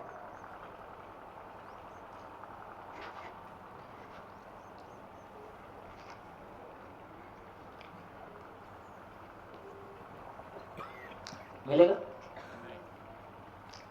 जैसे ही किसी मानव में सुख की आशा टूटती है उसके बाद वो सुसाइड ही करेगा, जिंदा नहीं रहेगा। जिंदा है इसका मतलब सुख की आशा बनी हुई है। कितनी भी प्रॉब्लम में सही, कितनी भी असफलता को फेस करता हुआ सही, आज नहीं कल सब कुछ ठीक हो जाएगा, इस आशा के साथ ही जिंदा रह सकता है, नहीं तो शरीर छोड़ देगा। तो इससे हमारी ये क्लैरिटी बनी कि ये धर्म जिसको जिससे अलग ना किया जा सके वह उसका धर्म है। बेसिकली धर्म किसी इकाई के होने का स्वरूप है, और धर्म मानव का ही है कि धर्म हर इकाई का है, हर इकाई अपने धर्म सहित है। तो पहले हम धर्म को कैसे पहचान रहे थे, अब कैसे पहचान रहे हैं, दोनों में क्या अंतर हुआ? दोनों में क्या अंतर हुआ?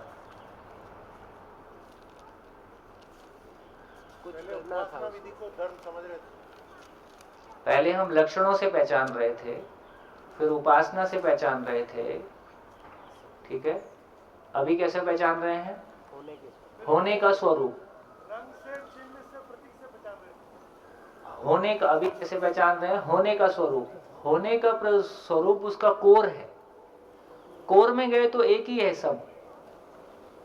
जब हमने लक्षणों से पकड़ा तो उसको अलग अलग एंगल से पकड़ सकते हैं। मैं ईमानदारी को भी एक चीज मान सकता हूँ, किसी ने चोरी ना करने को एक चीज माना, किसी ने क्षमा को एक चीज माना, किसी ने कोई और चीज को एक चीज माना। जब इस लेवल पे देखता हूँ तो अनेक एंगल से देख सकता हूँ, लेकिन जब उसके होने के स्वरूप में गया, उसके एटॉमिक स्वरूप में चला गया, तो वहां आधार एक ही है, इसलिए वो स्थिर हो गया। लक्षणों के लेवल पे स्थिर नहीं हो रहा है। इसलिए जब आधार में जाके पकड़ा तो पता चला, उसके एटॉमिक स्वरूप पे जाके पकड़ा, उसके मूल स्वरूप पे जाके पकड़ा, उसके तात्विक स्वरूप पे जाके जब पकड़ा, तो वो एक चीज पकड़ में आ गई जिसमें कोई परिवर्तन नहीं हो सकता, जिसमें कई तरह की बातें नहीं हो सकती हैं, जिसमें एक निश्चित बात हमको दिखाई दे रही है। तो इससे पता चला कि पदार्थ में होने, पदार्थ को के होने को नष्ट नहीं कर सकते, पेड़ पौधे में ग्रोथ को नहीं रोका जा सकता, पशु में जिंदा रहने की आशा को नहीं रोका जा सकता, मानव में सुखपूर्वक जीने की आशा को नहीं रोका जा सकता। इससे समझ में आया कि मानव का ही धर्म नहीं है, अस्तित्व में हर इकाई अपने धर्म सहित है। मानव के अलावा सभी इकाइयां अपने धर्म को प्राकृतिक विधि से पहचानती है। मानव अपने धर्म को समझण पूर्वक पहचानता है, इसलिए मानव संस्कार अनुषंगी इकाई है, समझ के अनुसार जीने वाली इकाई है। समझ में आया? तो इससे हमारी ये क्लैरिटी बनी, इससे हमारी ये क्लैरिटी बनी। तो मानव कैसा है? मानव का धर्म क्या है? मानव का धर्म क्या है? तो पता चला मानव धर्म क्या है? मानव सुख धर्मी है। मानव सुख धर्मी है। और क्या पता चला? और क्या पता चला? और क्या पता चला? और ये भी पता चला धर्म परिवर्तन असंभव घटना है।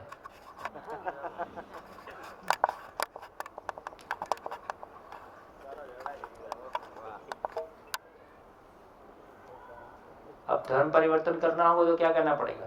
उसको ये कहना पड़ेगा कि मैं दुख पूर्वक जीना चाहता हूं। ये मानव सुख धर्मी है,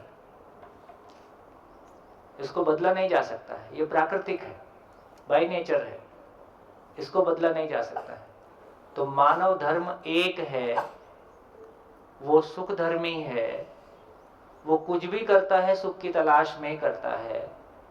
सुख समझ में नहीं आता है तो गलत तरीके से सुखी होने का प्रयास करता है, जिसमें वो भी दुखी होता है, दूसरे भी दुखी होते हैं, और कोई दिन दुखी होकर इस सही को पहचान लेता। कब तक दुखी होएगा? दुखी होना चाहता नहीं है, इसलिए आगे पीछे कभी ना कभी वो सही को पहचानने के लिए बाध्य हो जाता है। तो इससे हमारी क्लैरिटी बनती है कि ये धर्म परिवर्तन असंभव घटना है। अब धार्मिक आदमी किसको बोलेंगे? अब धार्मिक आदमी किसको बोलेंगे? धार्मिक आदमी की पहचान क्या है? किसी धार्मिक व्यक्ति की पहचान क्या है? धार्मिक व्यक्ति कौन है? जिसने अपने धर्म को पहचान लिया है वो धार्मिक है। धर्म को पहचान लिया मतलब अपने होने के स्वरूप को पहचान लिया। होने के स्वरूप को पहचान लिया क्या क्या मतलब? वो सुख धर्मी है, ये पहचान लिया। सुख धर्मी है मतलब सुख को पहचान लिया। सुख क्या है? समझण को पहचान लिया। समझण क्या है? संसार क्या है, मैं क्या हूं, करना क्या है, ये पहचान लिया। ये पहचान लिया तो क्या पहचान लिया? ये पहचान लिया तो मानव लक्ष्य पहचान लिया कि जिंदगी में करना क्या है। तो मुझको एक ही काम करना है, मैं समझण के साथ हो जाऊं, मेरा परिवार समाधान समृद्धि के साथ हो जाए, समाज भय से मुक्त हो जाए, प्रकृति में चारों अवस्थाओं में संतुलन हो जाए। इससे ज्यादा, इससे कम में, सभी के लिए नैया पार। इतनी बात है। इससे हमारी ये क्लैरिटी बनी कि धार्मिक व्यक्ति फिर कौन हुआ? धार्मिक व्यक्ति वो है जो अपने तन का, जो अपने मन का, जो अपने धन का मानव लक्ष्य के अर्थ में सदुपयोग करता है। मानव लक्ष्य के अर्थ में सदुपयोग करता है, उसका नाम धार्मिक व्यक्ति है। वो धार्मिक व्यक्ति है। और बाकी लोग बाकी खाना पीना, बाकी धार्मिक होना चाहते हैं, ये स्टेटस हो सकता है, लेकिन धार्मिक होना विशेष है।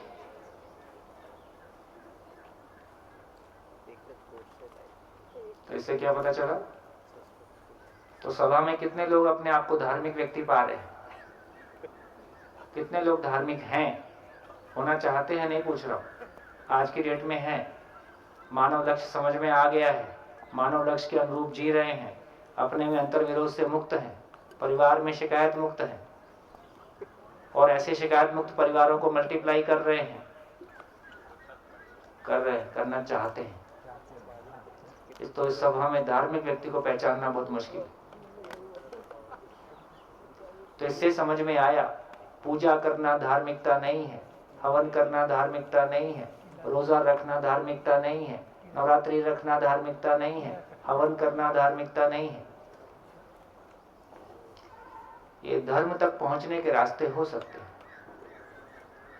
ये धर्म तक पहुंचने के रास्ते हो सकते हैं, धर्म नहीं है। धर्म मंजिल है, रास्ता तब प्रमाणित है जब मंजिल तक पहुंचाते। तो आप जो भी करते हैं, आप पूजा करें, पाठ करें, त्याग करें, तपस्या करें, आप जो भी करते हैं, अंततः वो मुझको कहाँ पहुंचा दे? मैं अंतर विरोध से मुक्त हो जाऊं, बाह्य विरोध से मुक्त हो जाऊं, मेरा परिवार शिकायत मुक्त, अभाव मुक्त हो जाए, ये समाज भय से मुक्त हो जाए, और प्रकृति में चारों अवस्थाओं में संतुलन हो जाए, इस तरफ पहुंचता है तो बढ़िया हो गया। नहीं हुआ है तो उस पर और विचारेंगे और उसको बेहतर करेंगे। हजारों साल से बेहतर और बेहतर और बेहतर और बेहतर के क्रम में ही हम आगे बढ़ते आए हैं। जहाँ पहुँचे हैं उसका धन्यवाद, और आगे जाना ही है। तो ये क्लैरिटी हमारी बनी कि इसका मतलब है अभी तक हमने धर्म को कैसे पहचाना? अभी तक हमने धर्म को कैसे पहचाना? किसी लक्षणों के आधार पर पहचाना, चिन्ह के आधार पे पहचाना, प्रतीक के आधार पे पहचाना, वेशभूषा के आधार पे पहचाना, किसी किताब के आधार पे पहचाना। अब कैसे पहचानेंगे? आचरण। आचरण। तो मैंने अपने धर्म को पहचाना, मैंने अपने होने के स्वरूप को पहचाना, तो मैं किसी आचरण के साथ हो गया हूं, तो मैं अपने धर्म के साथ हो गया। तो हमको धर्म को बचाना है कि धर्म हमको बचाएगा? भ्रमित आदमी क्या धर्म को बचाएगा? तो आप धर्म को बचाओगे, इसकी धर्म मुझको बचाएगा। धर्म कोई ऐसी चीज है जो प्रकृति में कोई नियम है, वो नियम हिलता डुलता नहीं है। आप मानो मत मानो, वो नियम जैसा है वैसे ही रहने वाला है। तो इससे ये क्लैरिटी बनती है। यदि ये क्लैरिटी हमारी बनती है तो क्या होने वाला है? और देखिए, मैंने पहले भी कहा है, जैसे जैसे हमारी इस दर्शन पे क्लैरिटी बनती है, हम जिस भी विधा से आ रहे हैं उसकी पुस्तकों को पढ़ने से हमारी और क्लैरिटी बनती है। ये कॉमन ऑब्जर्वेशन है। हम जिस भी विधा से आ रहे हैं, जिन भी किताबों को पढ़ते हैं, जिन भी आचरणों को जिंदगी में लाना चाहते हैं, है ना, एक बार इस लेवल पे हमारी क्लैरिटी बनती है तो हम जिस विधा से आ रहे हैं उसी में उसी को और हम बेहतर कर सकते हैं। और तो मेरी तरफ से मैं ऐसा नहीं कह रहा हूं कि आप कल से पूजा ना करें, कल से पाठ ना करें, कल से हवन ना करें, रोजा ना रखें, मैं ऐसा नहीं कह रहा हूं। लेकिन ये तो समझ के करें कि मैं जो कुछ कर रहा हूं ये क्यों कर रहा हूं। मैं जो कुछ भी कर रहा हूं ये क्यों कर रहा हूं। यदि क्यों पे मेरा क्लियर, मैं क्या कर रहा हूं ये महत्वपूर्ण है कि क्यों कर रहा हूं ये महत्वपूर्ण है? क्यों कर रहा हूं ये महत्वपूर्ण है। तो यदि ये हमारी क्लैरिटी बनती है तो कहां पहुंचेंगे? लिख डालिए क्या समझ में आया, इस पूरी चर्चा से क्या समझ में आया। कोई कंफ्यूजन मेरी तरफ से गया हो तो उसको बोल दीजिए, कोई कंफ्यूजन आपके पास हो तो बता दीजिए।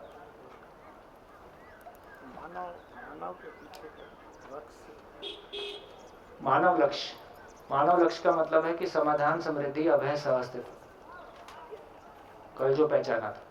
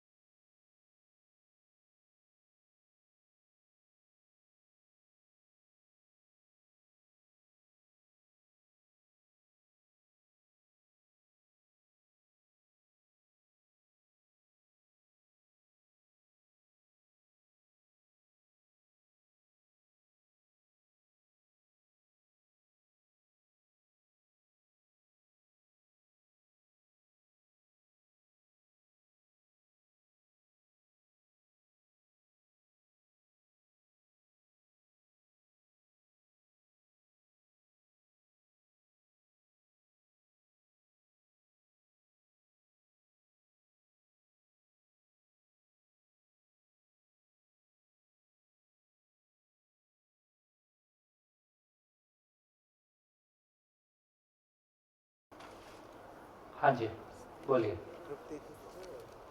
बोलिए। इस चर्चा से हमको क्या मिला? इस चर्चा से हम पे, परिवार में, समाज में क्या फर्क आएगा? चर्चा से ये जानने मिला कि धर्म मंजिल है। वो जो भी हम पूजा पाठ वगैरह जो भी करते हैं वो एक रास्ता हो सकता है, लेकिन वो अंतिम मंजिल नहीं है और वो स्थिर है। हम माने या ना माने वो बदलता नहीं है। सबके लिए कहीं पहुंचने के लिए है, और यदि वो मंजिल मेरे ध्यान में नहीं है तो वही कर्म कांड होके रह गया। और धर्म परिवर्तन करना नामुमकिन है, मतलब वो स्थिर ही है, हम माने या ना माने। और जिसको जिससे अलग ना किया जा सके वही धर्म है। और इसमें 4 अवस्था में मालूम चलता है। पदार्थ अवस्था में होने से मालूम चलता है, प्राण अवस्था में पुष्टि से वो मालूम चलता है, वो ग्रोथ हम रोक नहीं सकते, और जीव अवस्था में जीने की आशा हम रोक नहीं सकते, और ऐसे ही मानव में सुखी होने की कामना वो जो हर एक में है, कॉमन है, वही धर्म है। जी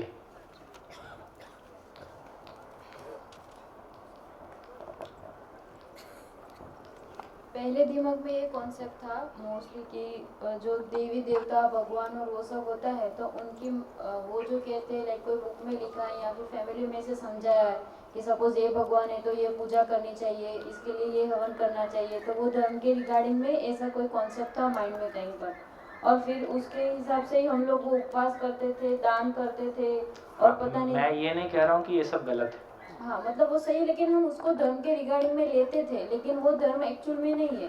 धर्म तो हम हमारी जो समझ से परिवार में रहते हैं और हम स्वयं से भी सुख वो होते हैं। कर्मकांड करने से भी हमारी ऐसी मान्यता है कि हमको कोई समझ आएगी, लेकिन वो एक्चुअली नहीं होती है। जब हम जैसे कि उपवास भी कर लिया तो पता नहीं कौन से सेटिस्फेक्शन, उसमें भी कोई स्वार्थ ही रहता है, मतलब कि उपवास करूंगी तो ये होगा ऐसा करके। हाँ नहीं, अब ये भी हो सकता है कि कोई लंबे समय तक किसी प्रक्रिया को करने से आदमी में कोई चित्त में परिवर्तन आता होगा, हमने हो सकता है उतना लंबा नहीं किया होगा।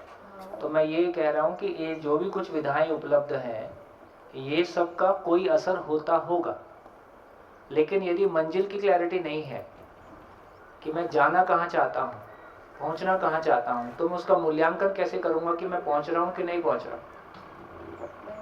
ठीक हो गया?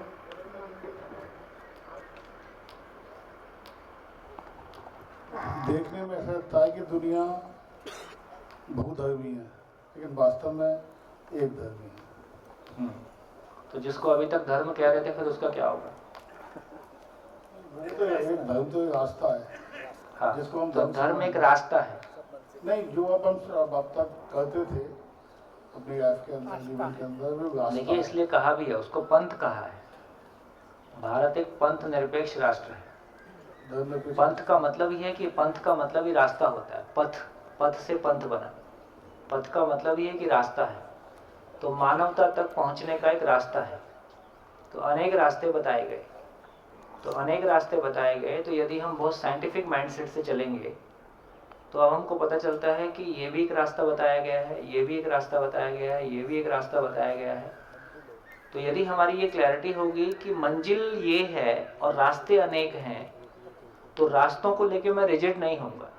हम ये कह सकते हैं कि दुनिया में पंथ अनेक हैं, धर्म एक है, पंथ अनेक है, धर्म एक है, और मूल्यांकन का कोई तरीका होगा। देखो बहुत बढ़िया एग्जाम्पल है, ध्यान से सुनो। जैसे किसी बच्चे को 12th के बाद IIT में एडमिशन लेना है, तो क्या वो ऐसा भेद करता है कि यूपी बोर्ड वालों को नहीं लेंगे, राजस्थान बोर्ड वालों को लेंगे? तो क्या करता है, कोई भी बोर्ड वाला आओ एग्जाम दे दो, है ना, चाहे ओपन स्कूल से करके आ जाओ, दुनिया का कोई भी बोर्ड से 12th पास करके आ जाओ और हमारा JEE का एग्जाम दे दो, जिसका सिलेक्शन होगा उसको ले लेंगे। वो कोई भेदभाव नहीं करता है। उसी तरह से किसी को मेडिकल साइंस में जाना है तो आजकल नीट का एग्जाम होता है, तो भैया कहीं से भी बोर्ड 12th करके आओ, कोई भी बोर्ड से करके आओ, एग्जाम लेंगे और आप योग्य होगे तो एडमिशन ले लेंगे। उसी तरह से हम किसी भी पंथ से निकल के आए, किसी भी पंथ से निकल के आए, तो फाइनली क्या हो, एग्जाम हो मानवीयता का।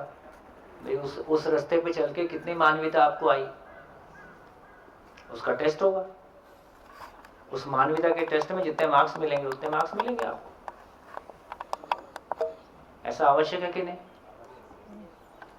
फिर मैं जिस भी विधा से चलूं मेरी मौज है। तो इसका मतलब ये हुआ कि जिस तरीके से हम ISI ISO तय किए इंडियन स्टैंडर्ड इंस्टीट्यूट, हम बजाज का पंखा लाते हैं ISI मार्क का, तो हम ज़्यादा पैसे दे के किसी ISI मार्क वाले पंखे को लाते हैं या किसी सामान को लाते हैं, क्योंकि हमको लगता है कि रोज़ रोज़ परेशान मत करे, उसकी अपनी क्वालिटी हो। तो अभी हम सामान से ज़्यादा परेशान हैं कि आदमी से ज़्यादा परेशान है? तो आदमी की क्वालिटी का कोई मापदंड हो कि नहीं हो? तुम अपने लड़की के लिए लड़का देखने जाएं या लड़के के लिए लड़की देखने जाएं तो कैसे देखें? मापदंड, हम एक दोस्त बनाएं तो मापदंड क्या हो? हम किससे दोस्ती करना चाहेंगे, हम कैसे आदमी, तो उसका कोई मापने का तरीका हो कि नहीं हो? तो उसको बोला UHS, यूनिवर्सल ह्यूमन स्टैंडर्ड्स। अभी नया आ गया। तो किसी भी विधि से चले आप कितने मानव हुए, उसको जांचने का कोई पैरामीटर होगा। वो पैरामीटर सब पे लागू हो सकता है। तो देखते ऐसे इस तरह का पैरामीटर होने की जरूरत है कि नहीं है? यदि ऐसा पैरामीटर उपलब्ध हो जाए समाज में शिक्षा के द्वारा, फिर मैं किसी भी विधि से आऊं और यदि मैं मानवीयता को छू लेता हूं तो मेरी विधि सफल है, फिर आपस में कोई लड़ाई नहीं। तो ऐसी विधि की आवश्यकता है। तो इस पूरे प्रोसेस में हमने पहचानने की कोशिश की कि धार्मिक आदमी कौन है, जो अपने तन का, अपने मन का, अपने धन का मानव लक्ष्य के लिए सदुपयोग करता है और मानव लक्ष्य को पा गया है तो धर्म सफल हो गया। बढ़िया भैया बोलिए। तो इतनी धर्म जो है वो सुख, मतलब अगर आपको अच्छा लग रहा है, अंदर से बढ़िया फील हो रहा है, मन से तृप्त फील कर रहे हैं, सुख मिल रहा है, तो धर्म है और हमेशा है। हमेशा है। अगर आपको नहीं मिल रहा है तो इसका एग्जांपल बेस्ट मैं दे सकता हूँ। ऑल ओवर इंडिया से हम सभी लोग यहाँ पे इस शिविर में आए इस खोज में कि यहाँ आने के बाद हमें ज्ञान मिलेगा और ज्ञान से जीवन में और सुखद होगा। तो यहाँ पे एक तरह से समझते हैं धर्म मिल रहा है। हुआ क्या, हम लोगों ने रस्तों में, क्योंकि गाड़ी हमें लेकर के आ रही है और सड़क हमें पहुंचा रही है, तो हमने उस गाड़ी को पूजना शुरू कर दिया, उस सड़क को चाटना शुरू कर दिया कि यही सबसे महत्वपूर्ण है क्योंकि यही हमें लेकर के आ रही है। और उस पूरे मार्ग के अंदर हम 2 महीने से रास्ते पे भटक रहे हैं और यहाँ तो पहुंचा ही नहीं। और सारा महिमान गुणगान उस नेशनल हाईवे का हो रहा है जहाँ से ये जाता है, और सारा महिमान गुणगान उस गाड़ी का हो रहा है जिसके अंदर बैठ करके आ रहे हैं, लेकिन इसमें तो पहुंचा ही नहीं। और सब लोग बोल रहे हैं कि हम धार्मिक हैं, हम धार्मिक हैं, क्योंकि उस मार्ग से जो चल के गया उसने तो बताया कि ये मार्ग जाता है, लेकिन हम वहां तो शिविर में तो पहुंचे ही नहीं। और लोग पूछ रहे जीवन विद्या को, हम फॉलो कर रहे हैं जीवन विद्या को, उस मार्ग को ही हमने उसको धर्म समझ लिया और इसकी वजह से बात है। आप बहुत अच्छा आदमी। हाँ जी, और बताइए। तो हम ये कह सकते हैं कि धर्म है वो एक प्रोसेस है और उसका काम मानव लक्ष्य को पूरा करना है। और धर्म एक मंजिल है, प्रोसेस नहीं है। फिर उसका एक प्रोसेस है, धर्म तक पहुंचने का एक प्रोसेस है। धर्म अपने आप में एक मंजिल है, हर इकाई के होने का स्वरूप है। तो मानव के होने का स्वरूप, जैसे हमने कहा कि अभी हमारे होने का स्वरूप का, मानव के होने का स्वरूप शरीर है कि मानव के होने का स्वरूप समझ है। एक छोटा बच्चा जिसने अभी बोलना शुरू किया है, वो ज्यादा समय खाना मांगता है कि ज्यादा समय क्वेश्चन पूछता है? क्वेश्चन पूछता है। इसका मतलब है कि उस छोटे से बच्चे को भी ये पता है कि ज्ञान मेरी जरूरत है। कोई सी बच्चे को डॉक्टर के पास लेके जाना पड़ा कि ये क्वेश्चन नहीं पूछ रहे, आपको उल्टा बोलना पड़ता है, ज्यादा क्वेश्चन पूछता है। इससे ये सिद्ध होता है कि प्रकृति विधि से बाय नेचर मानव ज्ञान अवस्था की इकाई है। ज्ञान ही मानव की मूल आवश्यकता है। ज्ञान पाने के लिए शरीर मेरा साधन है। शरीर को बनाए रखने के लिए रोटी कपड़ा मकान शरीर की आवश्यकता है, मेरी आवश्यकता नहीं है। पेट्रोल मैं नहीं पीता हूं, मेरी गाड़ी पीती है। तो पेट्रोल मेरी आवश्यकता है कि गाड़ी की आवश्यकता? गाड़ी की आवश्यकता है। मेरी आवश्यकता तो उस गाड़ी में बैठ के कहीं पहुंचना है। तो मेरी आवश्यकता वाला पार्ट जब तक खुलेगा नहीं, तो मेरी आवश्यकता को मैं पा गया, मैंने अपने होने के स्वरूप को पहचान लिया, अब मैं धार्मिक हो गया। उसके पहले मैं धार्मिक होना चाहता हूं, मैं धार्मिक हूं नहीं अभी। इसलिए कहा कि सुबह पूजा करने से आप धार्मिक नहीं हो जाते, सुबह 1 घंटा ध्यान करके आप धार्मिक नहीं हो जाते, किसी को दान देके आप धार्मिक नहीं हो जाते। ये सब सारी चीजें उस धर्म तक पहुंचने के लिए रास्ता हो सकता है, सहयोगी चीजें हो सकती हैं। तो हम ये बोल सकते हैं कि जब हमने जीना शुरू कर दिया, मतलब मेरे खुद में समझ आना शुरू हो गया, तो हम वो प्रोसेस में आना शुरू कर दिया। हाँ, तो प्रोसेस शुरू हो गया। अभी आप सुन रहे हैं, किसी पॉइंट पे आप ये स्वीकार लेंगे कि मेरे सुखपूर्वक जीने के लिए जैसे खाना खाए बिना मैं जिंदा नहीं रह सकता, वैसे ही समझे बिना मैं नहीं जी सकता। उस दिन से आपका प्रयास शुरू होगा। अभी तो आप सुनते हैं, मैं सुनाता हूँ, और कुछ लोगों ने ये सुनने सुनाने के लिए व्यवस्था की है। तो अब अभी तो हम जी नहीं अभी तो आप रहे हैं, अभी तो जी उसका नहीं मतलब रहे, हमारा अभी कोई धर्म धार्मिक है ही नहीं, अभी बिना धर्म के हो। इसको स्वीकार ले तो अच्छा है। अभी हम धार्मिक नहीं हैं, हम धर्म को पहचानना चाहते हैं, हम अपने धर्म को जानना चाहते हैं।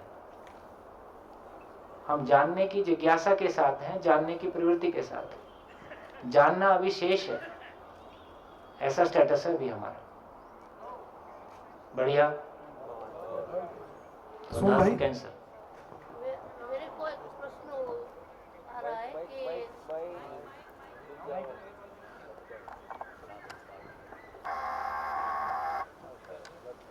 मेरे मन में एक सवाल आ रहा है कि जो हमारे घर में जो मंदिर है वो जीने का सामान है या जिंदा रहने का? देखिए, बहुत क्लियर है कि वो जीने के अर्थ में है, जिंदा रहने का। हाँ, आप उससे भी जिंदा रहने का सामान मांगते हो, ये आपकी महिमा है। हम उससे भी नौकरी बच्चा ही मांग रहे हैं, और घर में कोई दुख मत आए यही मांग रहे हैं, है ना, और एसी लग जाए उससे यही मांग रहे हैं, और एग्जाम में मार्क्स ज्यादा आ जाए यही मांग रहे हैं। तो वो भी फिर जिंदा रहने का सामान ही है। आपकी मानसिकता पे निर्भर करता है कि वो आपकी जिंदा रहने का सामान है कि जीने का सामान है। मूल में जाएंगे तो हमारे जीने के अर्थ में कोई चिन्ह प्रतीक हैं जिनसे हमको कोई जीने के अर्थ में प्रेरणा मिल सकती है, या हम प्रेरणा ले सकते हैं। हाँ जी। स्पष्टता और समझण के लिए 2 प्रश्न हैं। जो शुरुआत में 10 लक्षण जो बताया, और उसमें फिर किसी के ये 5 होते हैं, किसी के ये 5 होते हैं, और वो जो अंतर होता है, तो उस दौरान में क्या ऐसा संघर्ष होता है कि ये जो हम अभी समझ रहे हैं धर्म का होने का एक नई समझण या डेफिनेशन, उसमें वो क्रियाकर्म के जो विविध प्रकार है, हाँ, तो उससे वो वापस हम ये धर्म की परिभाषा में संघर्ष में उतर आए, ऐसा हो सकता है? ऐसा होगा नहीं, ऐसा होगा नहीं। इसलिए नहीं होगा क्योंकि इसमें किसी का खंडन मंडन नहीं है। जब मैं किसी को गलत ठहराता हूँ, पहले भी पहचाना गया, तो पहले हमारा लेंस जो है वो इस लेवल का था कि हम लक्षणों को देखें। अब हमारे पास इलेक्ट्रॉन माइक्रोस्कोप आ गया, तो हमने उसको रूट में जाके देख लिया, तो एटॉमिक लेवल पे देख लिया, तो अब इसमें डिफरेंस है ही नहीं। तो फिर ये जितनी भी सारी विधियां हैं, तो मैंने अपनी जिंदगी में मतलब प्रैक्टिकली ऐसे लोग देखे जिन्होंने 4 साल सिख रह के देखा, 4 साल ईसाई रह के देखा, फिर जब वो रहे तो पूरी वेशभूषा, खान पान, रहन सहन सब कुछ स्वीकारा, पूरी जीवन शैली स्वीकारी। और तमाम लोग भी, जैसे मान लो आज हम सिख धर्म की बात करते हैं, तो 300 साल पहले सिख धर्म नहीं था। गुफा में रहते थे तो कौन सा धर्म था? इसका मतलब जब मानव गुफा में था, जब हम होमो सेपियंस की, जब वहाँ उस लेवल की बात कर रहे हैं, तो उसके बाद कालांतर में उसी समाज में से कुछ लोगों को, जिनको कोई हायर लेवल का कॉन्शियसनेस था, उन्होंने लोगों को बेहतर जीने का रास्ता बताया, और हर रास्ता एक धर्म बनता चला गया, पंथ बनता चला गया। तो ज्यादा बड़ा हो गया वो धर्म हो गया, छोटा वाला पंथ रह गया। तो इतना ही तो बात है। तो उत्तरोत्तर हमने पहले से भी जहां खड़े थे वहां से आगे जाने का प्रयास किया है। आज भी जहां खड़े हैं उससे आगे जाने का प्रयास करेंगे ही। जब तक नहीं पहुंचेंगे ये प्रयास जारी ही रहेंगे। ठीक हो गया? और सर दूसरा, एक मिनट, और दूसरा प्रश्न था कि शायद हो सकता है कि मेरा प्रश्न ही शब्द की जाल में हो, पर फिर भी पूछ लेता हूँ। आध्यात्म और धर्म के बीच में क्या फर्क?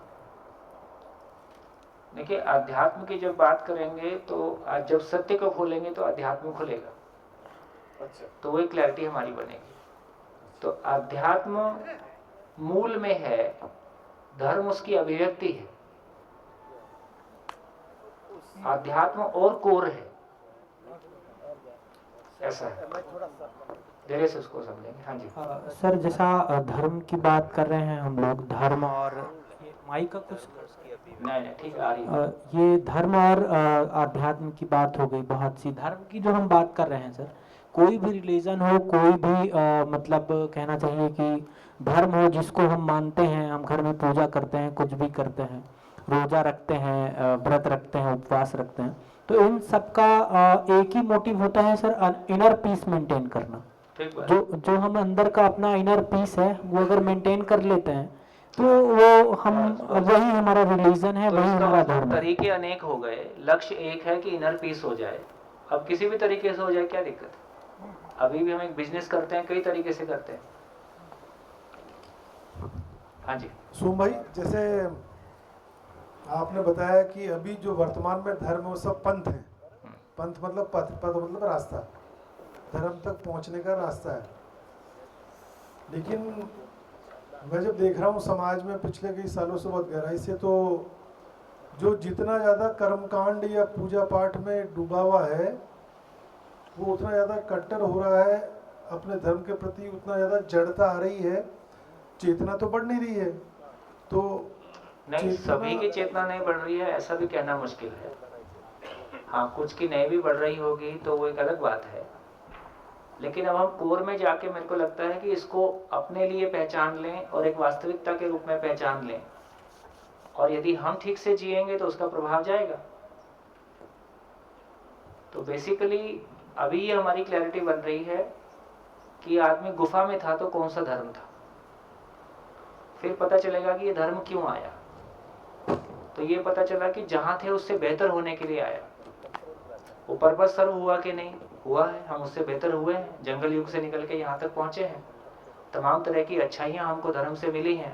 अच्छाइयाँ का मतलब है कोई त्याग नाम की चीज़ है, तपस्या नाम की चीज़ है, कोई ब्रह्मचर्य नाम की चीज़ है, इंद्रियों को जीतने नाम की चीज़ है, कोई दान पुण्य नक्शा, गरीब की सेवा करो, संवेदनशीलता तो हमने देखा जाए तो बहुत प्योरली धर्म से पाया है।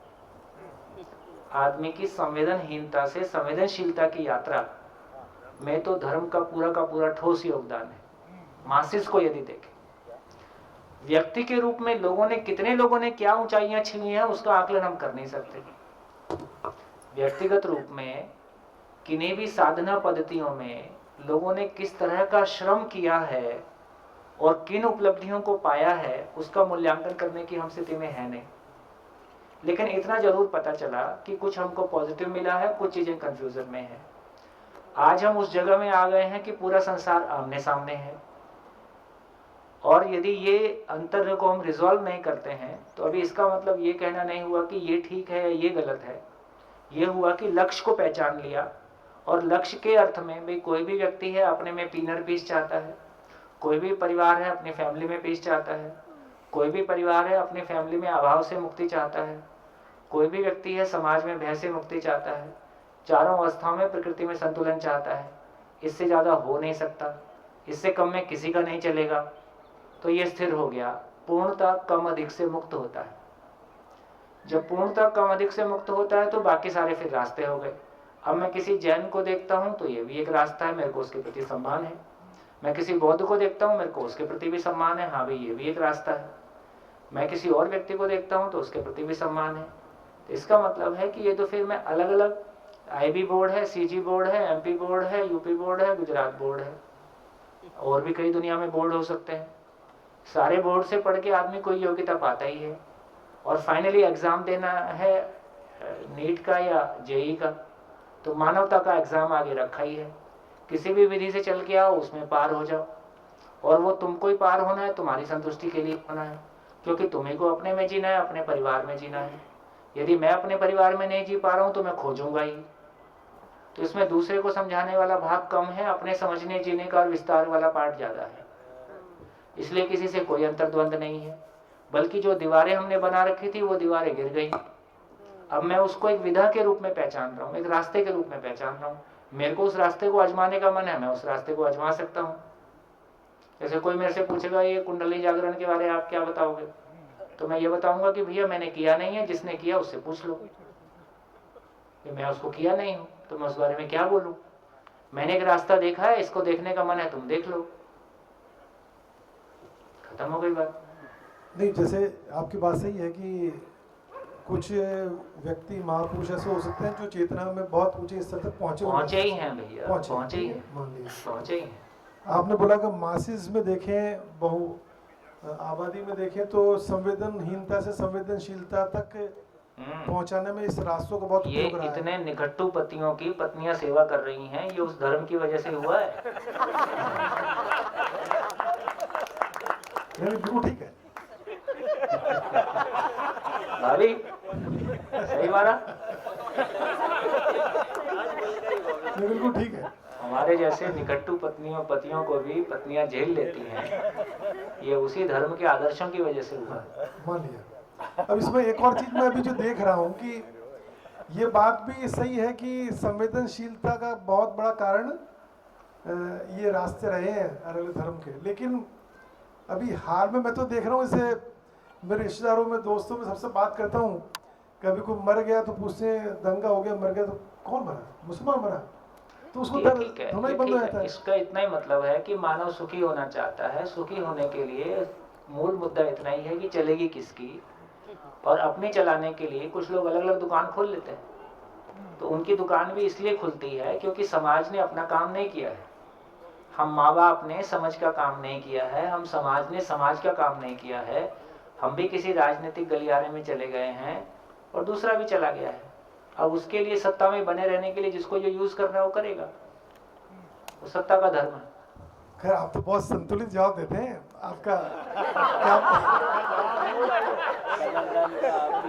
आपका क्लोन बनाना पड़ेगा, क्योंकि इस शनि यात्रा में तो मैं आप जैसे बोल नहीं पाऊंगा या समझा नहीं पाऊंगा। बाकी क्लोनिंग, यदि इसका इतना ही सूत्र है, यदि हमारे भीतर किसी के प्रति विरोध नहीं है तो भाषा अपने आप बन जाती। यदि हमारे भीतर में विरोध होगा तो भाषा नहीं बनेगी, भाषा में रिफ्लेक्ट हो जाएगा। अब जैसे आदरणीय नागराज जी ने बताया कि मानव के पहचान के 5 आधार हैं, रूप, बल, धन, पद और बुद्धि। अभी हम 4 को मान के चल रहे हैं। हाँ, जिंदा रहने के धरातल पर 4 को लेके चल रहे हैं। बुद्धि हमने अभी हम बुद्धि विहीन लोग हैं। हाँ, उसमें गलत नहीं बोल रहा हूँ, मंद बुद्धि नहीं है, विहीन है। बुद्धि का अभी मतलब है कि अभी हमने वर्तमान पूरी शिक्षा में मेमोरी और लॉजिक को यूज किया है। जैसे IIT का पूरा एग्जाम देखोगे तो लॉजिक बेस्ड है। लॉजिक बेस्ड है इसलिए आदमी एग्जाम देने के बाद बता देता है कि मेरा सिलेक्शन हो गया। अभी रिजल्ट नहीं आया पर वो बता देता है कि मेरा सिलेक्शन हो जाएगा। IAS का एग्जाम ज्यादा मेमोरी बेस्ड है, तो इसलिए हमारी पूरी एजुकेशन को देखोगे तो वो मेमोरी और लॉजिक है। जो बुद्धि है, अभी हम मेमोरी और लॉजिक को बुद्धि बोल रहे होते हैं, विश्लेषण की क्षमता को बुद्धि बोल रहे हैं। विश्लेषण की क्षमता बुद्धि नहीं है, वो विश्लेषण है, एनालिटिकल कैपेसिटी है। बुद्धि जिसको बोल रहे हैं वो बोध है। बोध का मतलब है to know the reality as it is. वो अनुभूति का लेवल है, वो अस्तित्व में जो सच्चाई है उसको अनुभूत करने की ताकत है। वो अनुभूत करने की ताकत अभी हमारी नहीं खुली है। वो खुली होती तो हमारी ऐसी हालत नहीं होती। हाँ, तो उसको आज मैं समझा कि बुद्धि से बोध, बोध से जानना, जीना से और जीना। ये धर्म है। हाँ। इसलिए 5वीं पहचान जो आपने बोला, पहली 4 पहचान तो जिंदा रहने धरा तो वो भौतिक है, 5वीं जो है वो सूक्ष्म है, वो इसलिए धर्म इतना सेंसिटिव हो जाता है। हाँ, और बुद्धि की जगह धर्म भी बोला जा सकता है। हाँ, बुद्धि धर्म। बुद्धि धर्म को समझने वाली चीज का नाम बुद्धि है। किसी इकाई के होने के स्वरूप को समझने वाली चीज का नाम बुद्धि है। वो कैपेसिटी बुद्धि के पास है, मन के पास नहीं है, वृत्ति के पास नहीं है, चित्त के पास नहीं है। वो कैपेसिटी बुद्धि के पास है। ठीक है। और जैसे महात्मा बुद्ध ने तो बौद्ध धर्म बनाया नहीं, वो तो मानवता के लिए जो उनका चेतना का स्तर था उस हिसाब से अपनी बात कही उन्होंने, उनके अनुयायियों ने बनाया। देखो, हमेशा किसी भी जगह में अनुयायी वही करने वाले हैं जो हर जगह करते हैं। इसमें भी यही करेंगे, जीवन विद्या में भी यही होने वाला है। ये बचने वाला नहीं है। क्या? क्योंकि अनुयायी अपने धर्म के साथ होते हैं।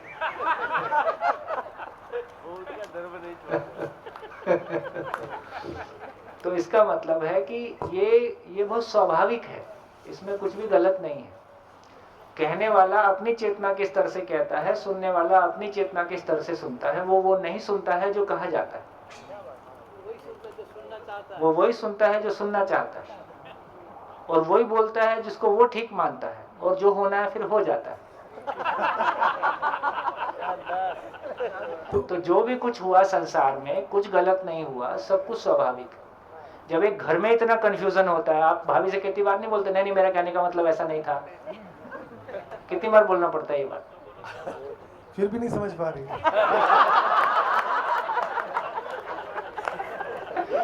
जब घर में पति पत्नी के बीच में इतना कंफ्यूजन होता है तो संसार में कितना कंफ्यूजन होने वाला है, ये रहेगा ही। तो कंफ्यूजन भी बाय डिफॉल्ट है, और कंफ्यूज समातिरेक विषम की ओर, विषमातिरेक सम की ओर, लगातार ये प्रयास जारी रहेंगे। नहीं, पर इसका मतलब कि आगे जीन विद्या को मानने वाले अगर जीवन में नहीं उतार पाए, आचरण नहीं ला पाए, तो ये भी पंथ बन जाएगा। एक वर्ग होगा जो पंथ बना के चलेगा, पर इसमें पंथ बनाने का जुगाड़ नहीं है। माला नहीं है, चिन्ह नहीं है, प्रतीक नहीं है, वेशभूषा नहीं है, किताब नहीं है, दान नहीं है, दक्षिणा नहीं है, रजिस्ट्रेशन नहीं है, सेंट्रलाइज अथॉरिटी नहीं है, फोटो नहीं है, कोई मैनेजमेंट नहीं है। अब बनाओगे क्या चीज? कोई इतिहास को रखा ही नहीं कुछ बीच में, सत्ता नहीं है, गद्दी नहीं है ना, अब दान नहीं है तो कोई संग्रह भी नहीं है। अब क्या चीज को बनाओगे आप? हाँ, संगठन नहीं है, सदस्य बनाने संगठन नहीं है, सदस्य नहीं है, मुखिया नहीं है, मुखिया नहीं है।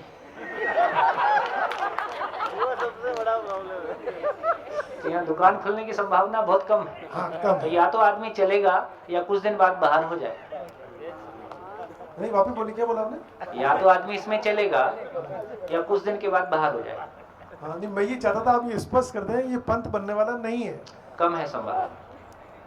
फिर भी विचार इतना पावरफुल है, फिर भी विचार इतना पावरफुल है कि बहुत सारा बड़बोलापन होता रहेगा, उसको भी रोका नहीं जा सकता। इसलिए बहुत सारे कंफ्यूजन होते रहेंगे। हाँ। आदमी रुकेगा नहीं। पर जो जिस पंथ में उसको घबराने की बात नहीं है, उसका पंथ नहीं बदला जा रहा। हाँ, नहीं नहीं नहीं, अब तो देखिए बहुत खुलेपन से हम समझ सकते हैं, और उसके ऊपर भी अनावश्यक जो दबाव था वो जो है रिलीज हो जाएगा। मैं जो हूं नहीं वो दिखने की कोशिश कर रहा हूं, वो मेरे ऊपर दबाव है। तो जब हम इतने खुलेपन के साथ चल सकते हैं तो बहुत सारी दीवारें तो अपने आप गिर जाएंगी, और हम ज्यादा खुलेपन के साथ एक दूसरे को स्वीकार पाएंगे, एक दूसरे का सम्मान कर पाएंगे। और किसी राह में चल के जब आप मेहनत करोगे ना, तो आपको दूसरे की मेहनत का सम्मान करने का जगह बन जाता है। बिना मेहनत किए आदमी ज्यादा बोलता है, मेहनत करके बोलती बंद हो जाती है। बैठ जाना चाहिए, बैठ जाना चाहिए।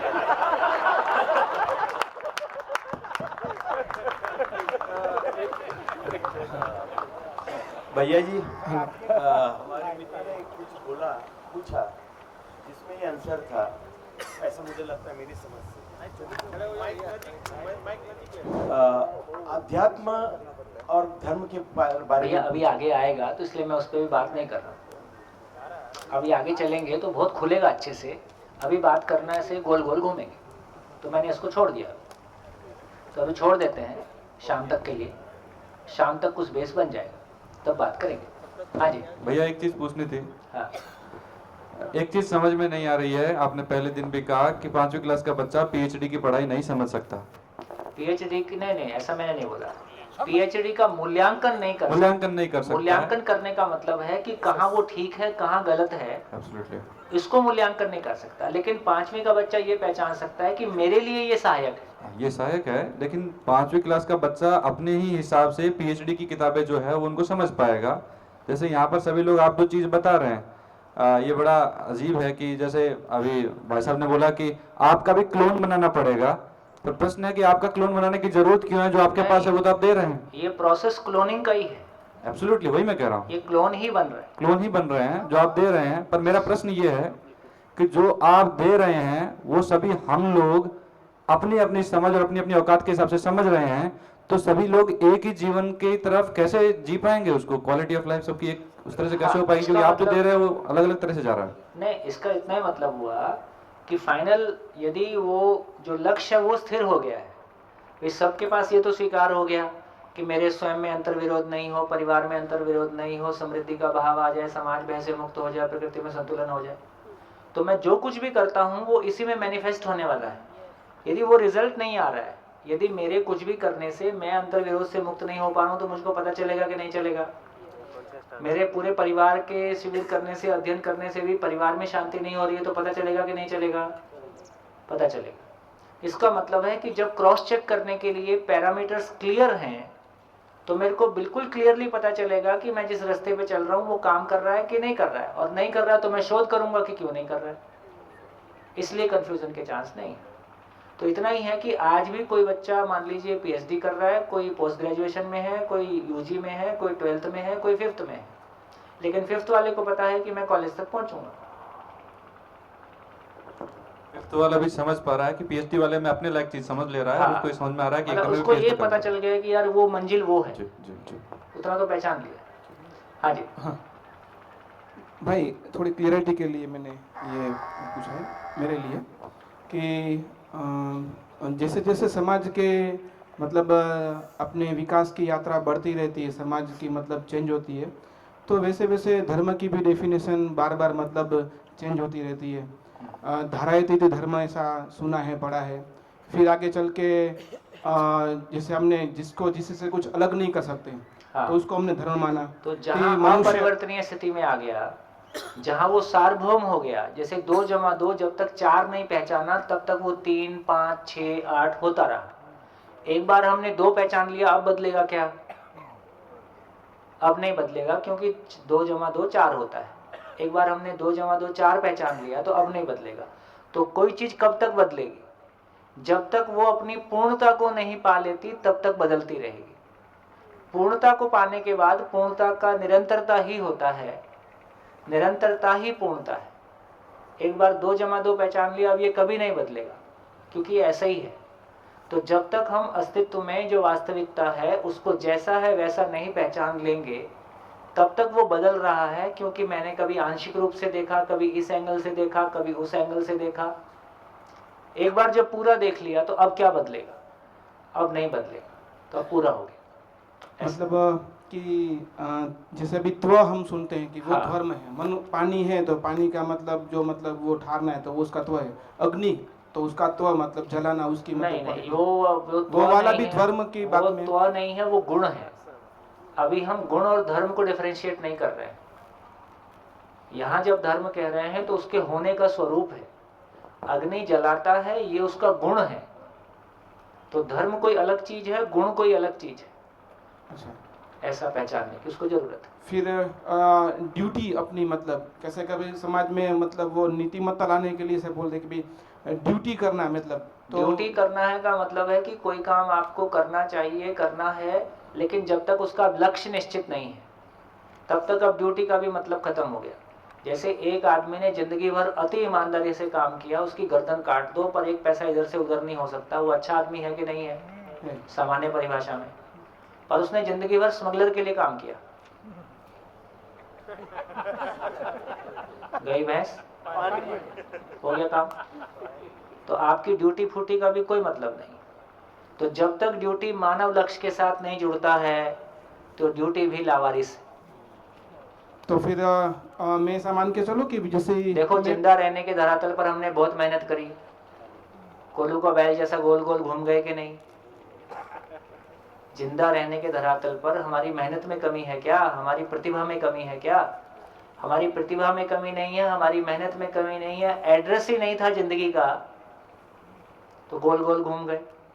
इसका मतलब है कि जब तक लक्ष्य मिसिंग है, जब तक मंजिल की पहचान ठीक से नहीं है, तब तक हम कितनी भी मेहनत करें और कोई भी ड्यूटी बनाएं और कोई भी अधिकार करें, कोई भी कर्तव्य करें, ये पहुंच नहीं रहे हैं। तो सवाल इस बात का है कि पहले यह तय हो जाए कि जाना कहाँ है। जाना कहाँ है ये पहचानने के बाद अब ड्यूटी क्या होगी अब तय होता है। तो लक्ष्य के अर्थ में दिशा का निर्धारण होता है। लक्ष्य नहीं है तो दिशा का निर्धारण कैसे होगा? गूगल में जब भी आप डालते हो तो क्या डालते हो?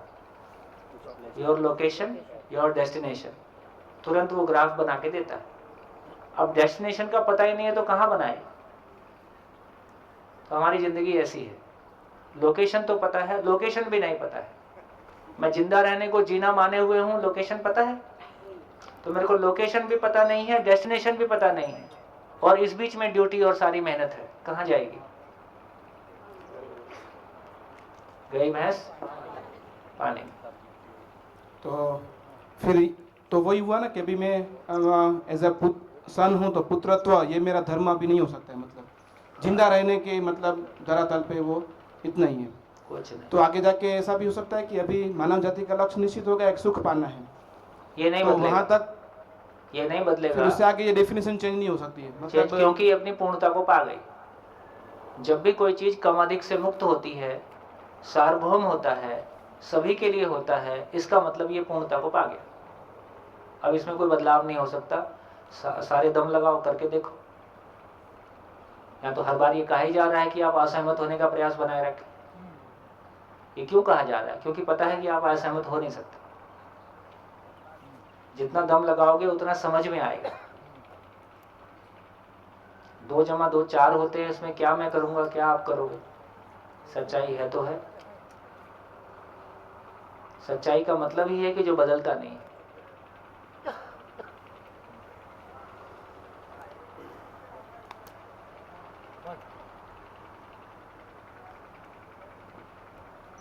भैया ये जो गई भैंस पानी में आप जो कहते हैं, इससे हम लोगों को जानवर घोषित करना या जानवरों के समतुल्य घोषित करना एक लक्ष्य है वर्तमान स्थिति, या फिर भैंस के आगे बीन बजाना, उसकी अकल काम नहीं करती, हम लोग सब बुद्धू हैं, मूर्ख हैं? दोनों इंटरप्रिटेशन आपके हैं।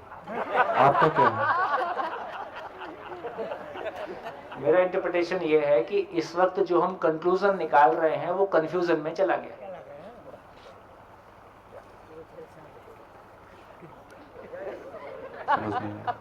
भैया जी, हाँ जी बोलिए।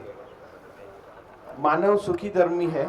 मानव की पहचान बुद्धि है, बुद्धि बोध है, जानना है, जानना समझण और समाधान है, समझण व्यवहार सम से आता है और उससे ही मानव लक्ष्य की ओर बढ़ सकते हैं, ऐसा मेरा मानना है। बढ़िया, और बोलिए। हाँ जी। मेरा ये ध्यान गया कि जब माइक मैं थोड़ा। स्कूल में थी तब जब मैं नीट का प्रिपरेशन और वो सब कर रही थी तब दूसरे से पूछती थी कि मतलब नीट कर रहे हो। कोई भी स्कूल से आता था तो वो नीट में एग्जाम दे रहा तो तरह ही अपनेपन की वो भावना होती थी कि तो मेरे जैसा है। बहुत बढ़िया। और अभी जब कोई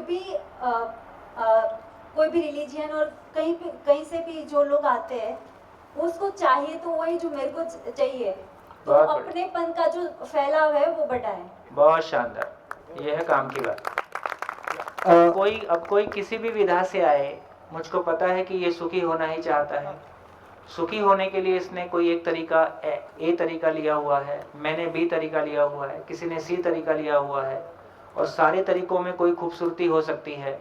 इसलिए मैं सभी का सम्मान करते हुए अपने तरीके के साथ में आगे बढ़ सकता हूँ। जो अंतर विरोध है वो नहीं रहेगा। भाई कोई यूपी बोर्ड से आया है, कोई एमपी बोर्ड से आया है, हम सब तैयारी तो नीट की कर रहे हैं, तो आपस में एक सेंस ऑफ रिलेशनशिप आ जाती है, ऐसा। हाँ जी। मेरी समझ ये थी कि जैसे आदमी जब जैसे केव में रहता था और प्रोग्रेस किया तो धर्म एक ऐसी चीज़ थी जो बनाई गई थी उनके विद्वानों ने कि समाज के दूसरे वर्ग को कंट्रोल नहीं बोलेंगे बट रास्ता दिखाया जाए क्या सही है क्या गलत है। तो ये होते होते ग्रुप्स बन गए, या ये जो आज के हम जो सो कॉल्ड रिलीजन्स बोलते हैं वो बन गए हैं। मगर एक बाजू हम हमारे देश को सेक्युलर बोलते हैं और दूसरी बाजू आई थिंक ये चीज़ हमारे एजुकेशन सिस्टम में जो आज समझ यहाँ आ रही है रियल धर्म की है, या जो शायद विपासना में हम लोग रियल धम्मा जो बोलते हैं, जो मैं हमेशा से मानता था बिकॉज शायद मैं कॉस्मोपॉलिटन प्लेस में रहा और एक संप्रदाय के प्रति नहीं और मेरे दोस्त सब संप्रदाय वाले थे, तो वो एक्सपोजर ने तो मुझे बचपन से ये था कि humanity is the best religion. But शायद हमारे एजुकेशन सिस्टम में ये खुल के कहीं नहीं आता कि हम लोग काफ़ी कुछ पढ़ते हैं ये 15-20 सालों में, but nowhere do we clearly get the message के रियल धर्म ये हैं। तो शायद इसकी ज़रूरत बहुत ज़्यादा है। बिल्कुल। हाँ जी। भी आपने बताया कि पूर्णता ही निरंतरता है। हाँ। तो निरंतर सुख, निरंतर या जो भी निरंतर चाहिए, तो उस चीज़ में पूर्णता प्राप्त होनी जरूरी। इसके ऊपर थोड़ा डिटेल में अगर पूछना पड़ा। देखिए, अभी भी ऐसा नहीं है कि हमारे भीतर कभी विश्वास होता ही नहीं है। अभी भी ऐसा नहीं है कि कभी हम सम्मानित महसूस करते ही नहीं हैं, करते ही हैं। लेकिन प्रॉब्लम क्या है? निरंतरता नहीं। तो मेरे भीतर विश्वास की निरंतरता हो जाए, मुझ में सम्मान की निरंतरता हो जाए, जो भी चीज़ों को मैं समझता हूँ वो समझ कभी हिले डुले नहीं, मुझको उचित अनुचित में भेद करने में कोई संशय ना हो, कभी ना हो, तो बेसिकली निरंतरता ही पूर्णता है। अभी जो अधूरापन है वो इतना ही है कि निरंतर विश्वास की निरंतरता नहीं है। निरंतरता ही पूर्णता है या फिर मैं पहले एक ही बात पूर्णता जान लूं उसके बाद में वो निरंतर में हाँ, पूर्णता को पहचान लेता हूँ कि ये पूर्णता है, फिर उस पूर्णता के लिए प्रयास करता हूँ। तो पहले जैसे गुस्सा आपको दिन में 4 बार आता था और 4 घंटे उसका प्रभाव रहता था, अब गुस्सा आपको दिन में 2 बार आता है और उसका प्रभाव 2 मिनट रहता है। तो इसका मतलब है कि पहले से निरंतरता की तरफ गाड़ी बढ़ी है। वो चाहिए, मतलब निरंतरता हाँ, तो इसका मतलब है कि धीरे धीरे हमारे खुद के भीतर विश्वास की निरंतरता, अभी पहले महीने में 4 बार लो फील करते थे, है ना, अभी मान लो वीक में 1 बार भी नहीं करते हैं, तो हमको पता चलता है कि पहले से मैं बेहतर हुआ हूँ। दूसरों को देख के जो कंपटीशन, जो भीतर में असुरक्षा आती थी, अब फिजिकल चीजों को देख के कंपैरिजन ही होना बंद हो गया। ये स्थिति आप आती है तो आप अपने में पहचानते हो, तो आपको पता चलता है कि मैं सापेक्षता से निरपेक्षता की ओर जा रहा हूँ। तो ये तमाम चीजें हमको अपने भीतर ऑब्जर्वेशन में आती हैं। अब मैं अपनी वस्तुएं क्लियरली, मेरी गाड़ी जैसी है वैसी है, मेरी गाड़ी मेरे लिए आने जाने का साधन है, या मेरे को कोई फीचर अच्छे लगते हैं इसलिए मैंने कोई गाड़ी विशेष ली है, लेकिन ये कंपैरिजन मोड में नहीं है, ये आपको पता चलता है। तो जैसे ही आपकी जिंदगी में बड़ा परिवर्तन आता है कि जैसे ही आप कंपैरिजन मोड से बाहर आ जाते हो, कोई चीज को उपयोगिता के आधार पे आप तय करते हो, ये चीज है तो इसकी मेरी, ये स्वयं के प्रति विश्वास का सूचना है। तो मुझ में स्वयं के प्रति विश्वास बढ़ रहा है, तो मेरी जिंदगी के निर्णय लोग क्या कहेंगे से प्रभावित नहीं हो रहे हैं, मेरी जिंदगी के निर्णय मेरी पूर्णता से प्रभावित हो रहे हैं, मेरी उपयोगिता से प्रभावित हो रहे हैं। तो इसको आप अपने में नोटिस कर पाते हो। ये बिल्कुल ऑब्जेक्ट, जैसे मैं आपको देख पा रहा हूँ, आप मुझको देख पा रहे हैं, इतना ही क्लियरली मैं अपने भीतर इन तमाम क्रियाओं को देखता हूँ। और वो एक बार दिखेगा कि लगातार दिखता रहेगा, तो लगातार दिखता रहेगा। हाँ, मैं तो हो सकता है आपको लंच के टाइम में नहीं दिखूंगा, 7 दिन बाद, अभी 3 दिन बाद नहीं दिखूंगा, लेकिन आपके भीतर तो सारी क्रियाएं आपको लगातार दिखाई देंगी। और एक बार देखने की आदत पड़ गई, इतना मजेदार काम है कि आप वहीं बने रहते हो, ऑब्जर्वेशन मोड में बने रहते हो। धन्यवाद, नमस्कार। क्या ये हम समझ सकते हैं, या मैं समझ सकता हूँ कि दुनिया के ये धर्म और मानव धर्म की परिभाषा में, दुनिया में जितने भी धर्म हैं, पंथ है, रिलीजन है, वह सब एक पाठशालाएं हैं, और जीवन विद्या एक लाइक IIM है। क्या ये मैं समझ सकता हूँ? ऐसा बोलना उचित नहीं है, पर ये समझ में आया कि जो भी सारे धर्म पंथ हैं, उन सबको एक सूत्र में देखने का दृष्टिकोण हमको यहाँ से मिलता है। जी सोम भाई, ये तो क्लैरिटी आ गई कि दूसरे धर्म में जो अच्छी बात है जीने के अर्थ में, वो हम अपने जीने के अर्थ में लाए तो वो हम मानव लक्ष्य तक या धर्म के डेफिनेशन पे ठीक है, वहाँ तक पहुँचाती है। लेकिन अगर मेरी लाइफ से मैं देखूँ तो एक कृतज्ञता कि दूसरे ने मेरे लिए जो किया है, उस वर्ड को लेके जब मैं ये जीने के अर्थ में या धर्म के अर्थ में जब सेट करता हूँ, लेकिन आप यहाँ पे ऐसा मालूम पड़ा है कि सभी लोग अपने सुखी होने के लिए करते हैं। अगर सभी लोग अपने सुखी होने के लिए सब प्रयत्न करते हैं तो मेरी कृतज्ञता का भाव का क्या होगा? क्योंकि कृतज्ञता का भाव संवेदनशीलता के अर्थ में मुझे सुख देता था, लेकिन सभी लोग सुखी होने के लिए करते हैं तो कृतज्ञता भाव का वो दोनों कॉन्फ्लिक्ट हो रहा है। अब कृतज्ञता का भाव जीने के अर्थ में आएगा। लेकिन सभी लोग सुखी होने के अर्थ में कर रहे हैं दूसरे लोग, तो फिर उसके प्रति कृतज्ञता। नहीं, कृतज्ञता किसके प्रति है? कृतज्ञता उसके प्रति है जिन्होंने आपके जीने में सहयोग दिया है। तो उनमें से कुछ लोग ऐसे हमेशा रहेंगे ही जिनको, जो आपको आपके जीने में सहयोग दे रहे हैं, उनके प्रति कृतज्ञता रहेगा। लेकिन वो तो अपने सुख के लिए कर रहे थे। वो अपने सुख के लिए कर रहे थे, पर उनका सुख आपके लिए, तो उनका सुख इतना विशाल है ना, ये कोर में है।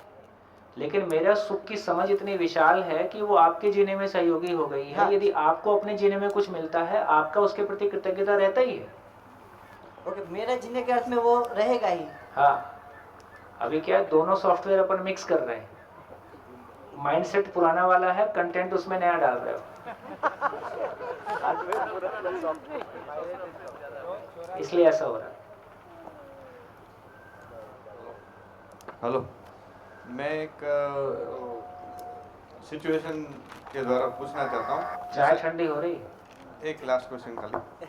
अगर अपने प्रैक्टिकल लाइफ में जैसे हम मानव हर एक को सुखी देखना चाहता है, तो जैसे अब मैं पड़ोसी गाड़ी लेके उससे तो प्रभावित नहीं होता हूँ, लेकिन जब मैं बिजनेस में कंपटीशन आता है, मेरे पास भी क्लाइंट है, इनके पास भी क्लाइंट है, उस समय उस मानव को मैं कैसे देखूँ? आप अपने कोई एथिक्स तैयार करते हो कि भी मेरा काम करने का तरीका ये रहेगा। ऐसे भी लोग हैं जिनका दोनों में से एक कोई क्लाइंट मिलना है, उस समय मैं कैसा भाव रखूं? कोई बात नहीं, तो उसको भी मिल गया तो भी यदि आपको पता चलता है कि मेरी आवश्यकताएं कितनी हैं और मेरे बिजनेस करने के कोई एथिक्स है, तो आप अपने एथिक्स को नहीं तोड़ते हो। उस एथिक्स में वो क्लाइंट आपके पास आ जाए, बहुत अच्छी बात है। आखिर बिजनेस एक सेवा है। तो यदि हमारी दृष्टिकोण अभी बिजनेस से सेवा का दृष्टिकोण होने की बजाय बिजनेस से हमारा केवल दूसरे का ना पैसा अपने पास शिफ्ट करने का है, यदि बिजनेस सही अर्थों में हम सेवा के रूप में देखेंगे, तो जितना सेवा का अवसर आपको मिला है उतना सेवा आपने की है, उसमें जो आपका श्रम था वो आपने ले लिया है, इसमें क्या खास बात है? Thank you. हमारी दृष्टि ठीक नहीं है, इसलिए वो प्रॉब्लम आ रही है। जी लास्ट अच्छा, चाय हो गया इसलिए धन्यवाद, नमस्कार, फिर मिलेंगे चाय के बाद।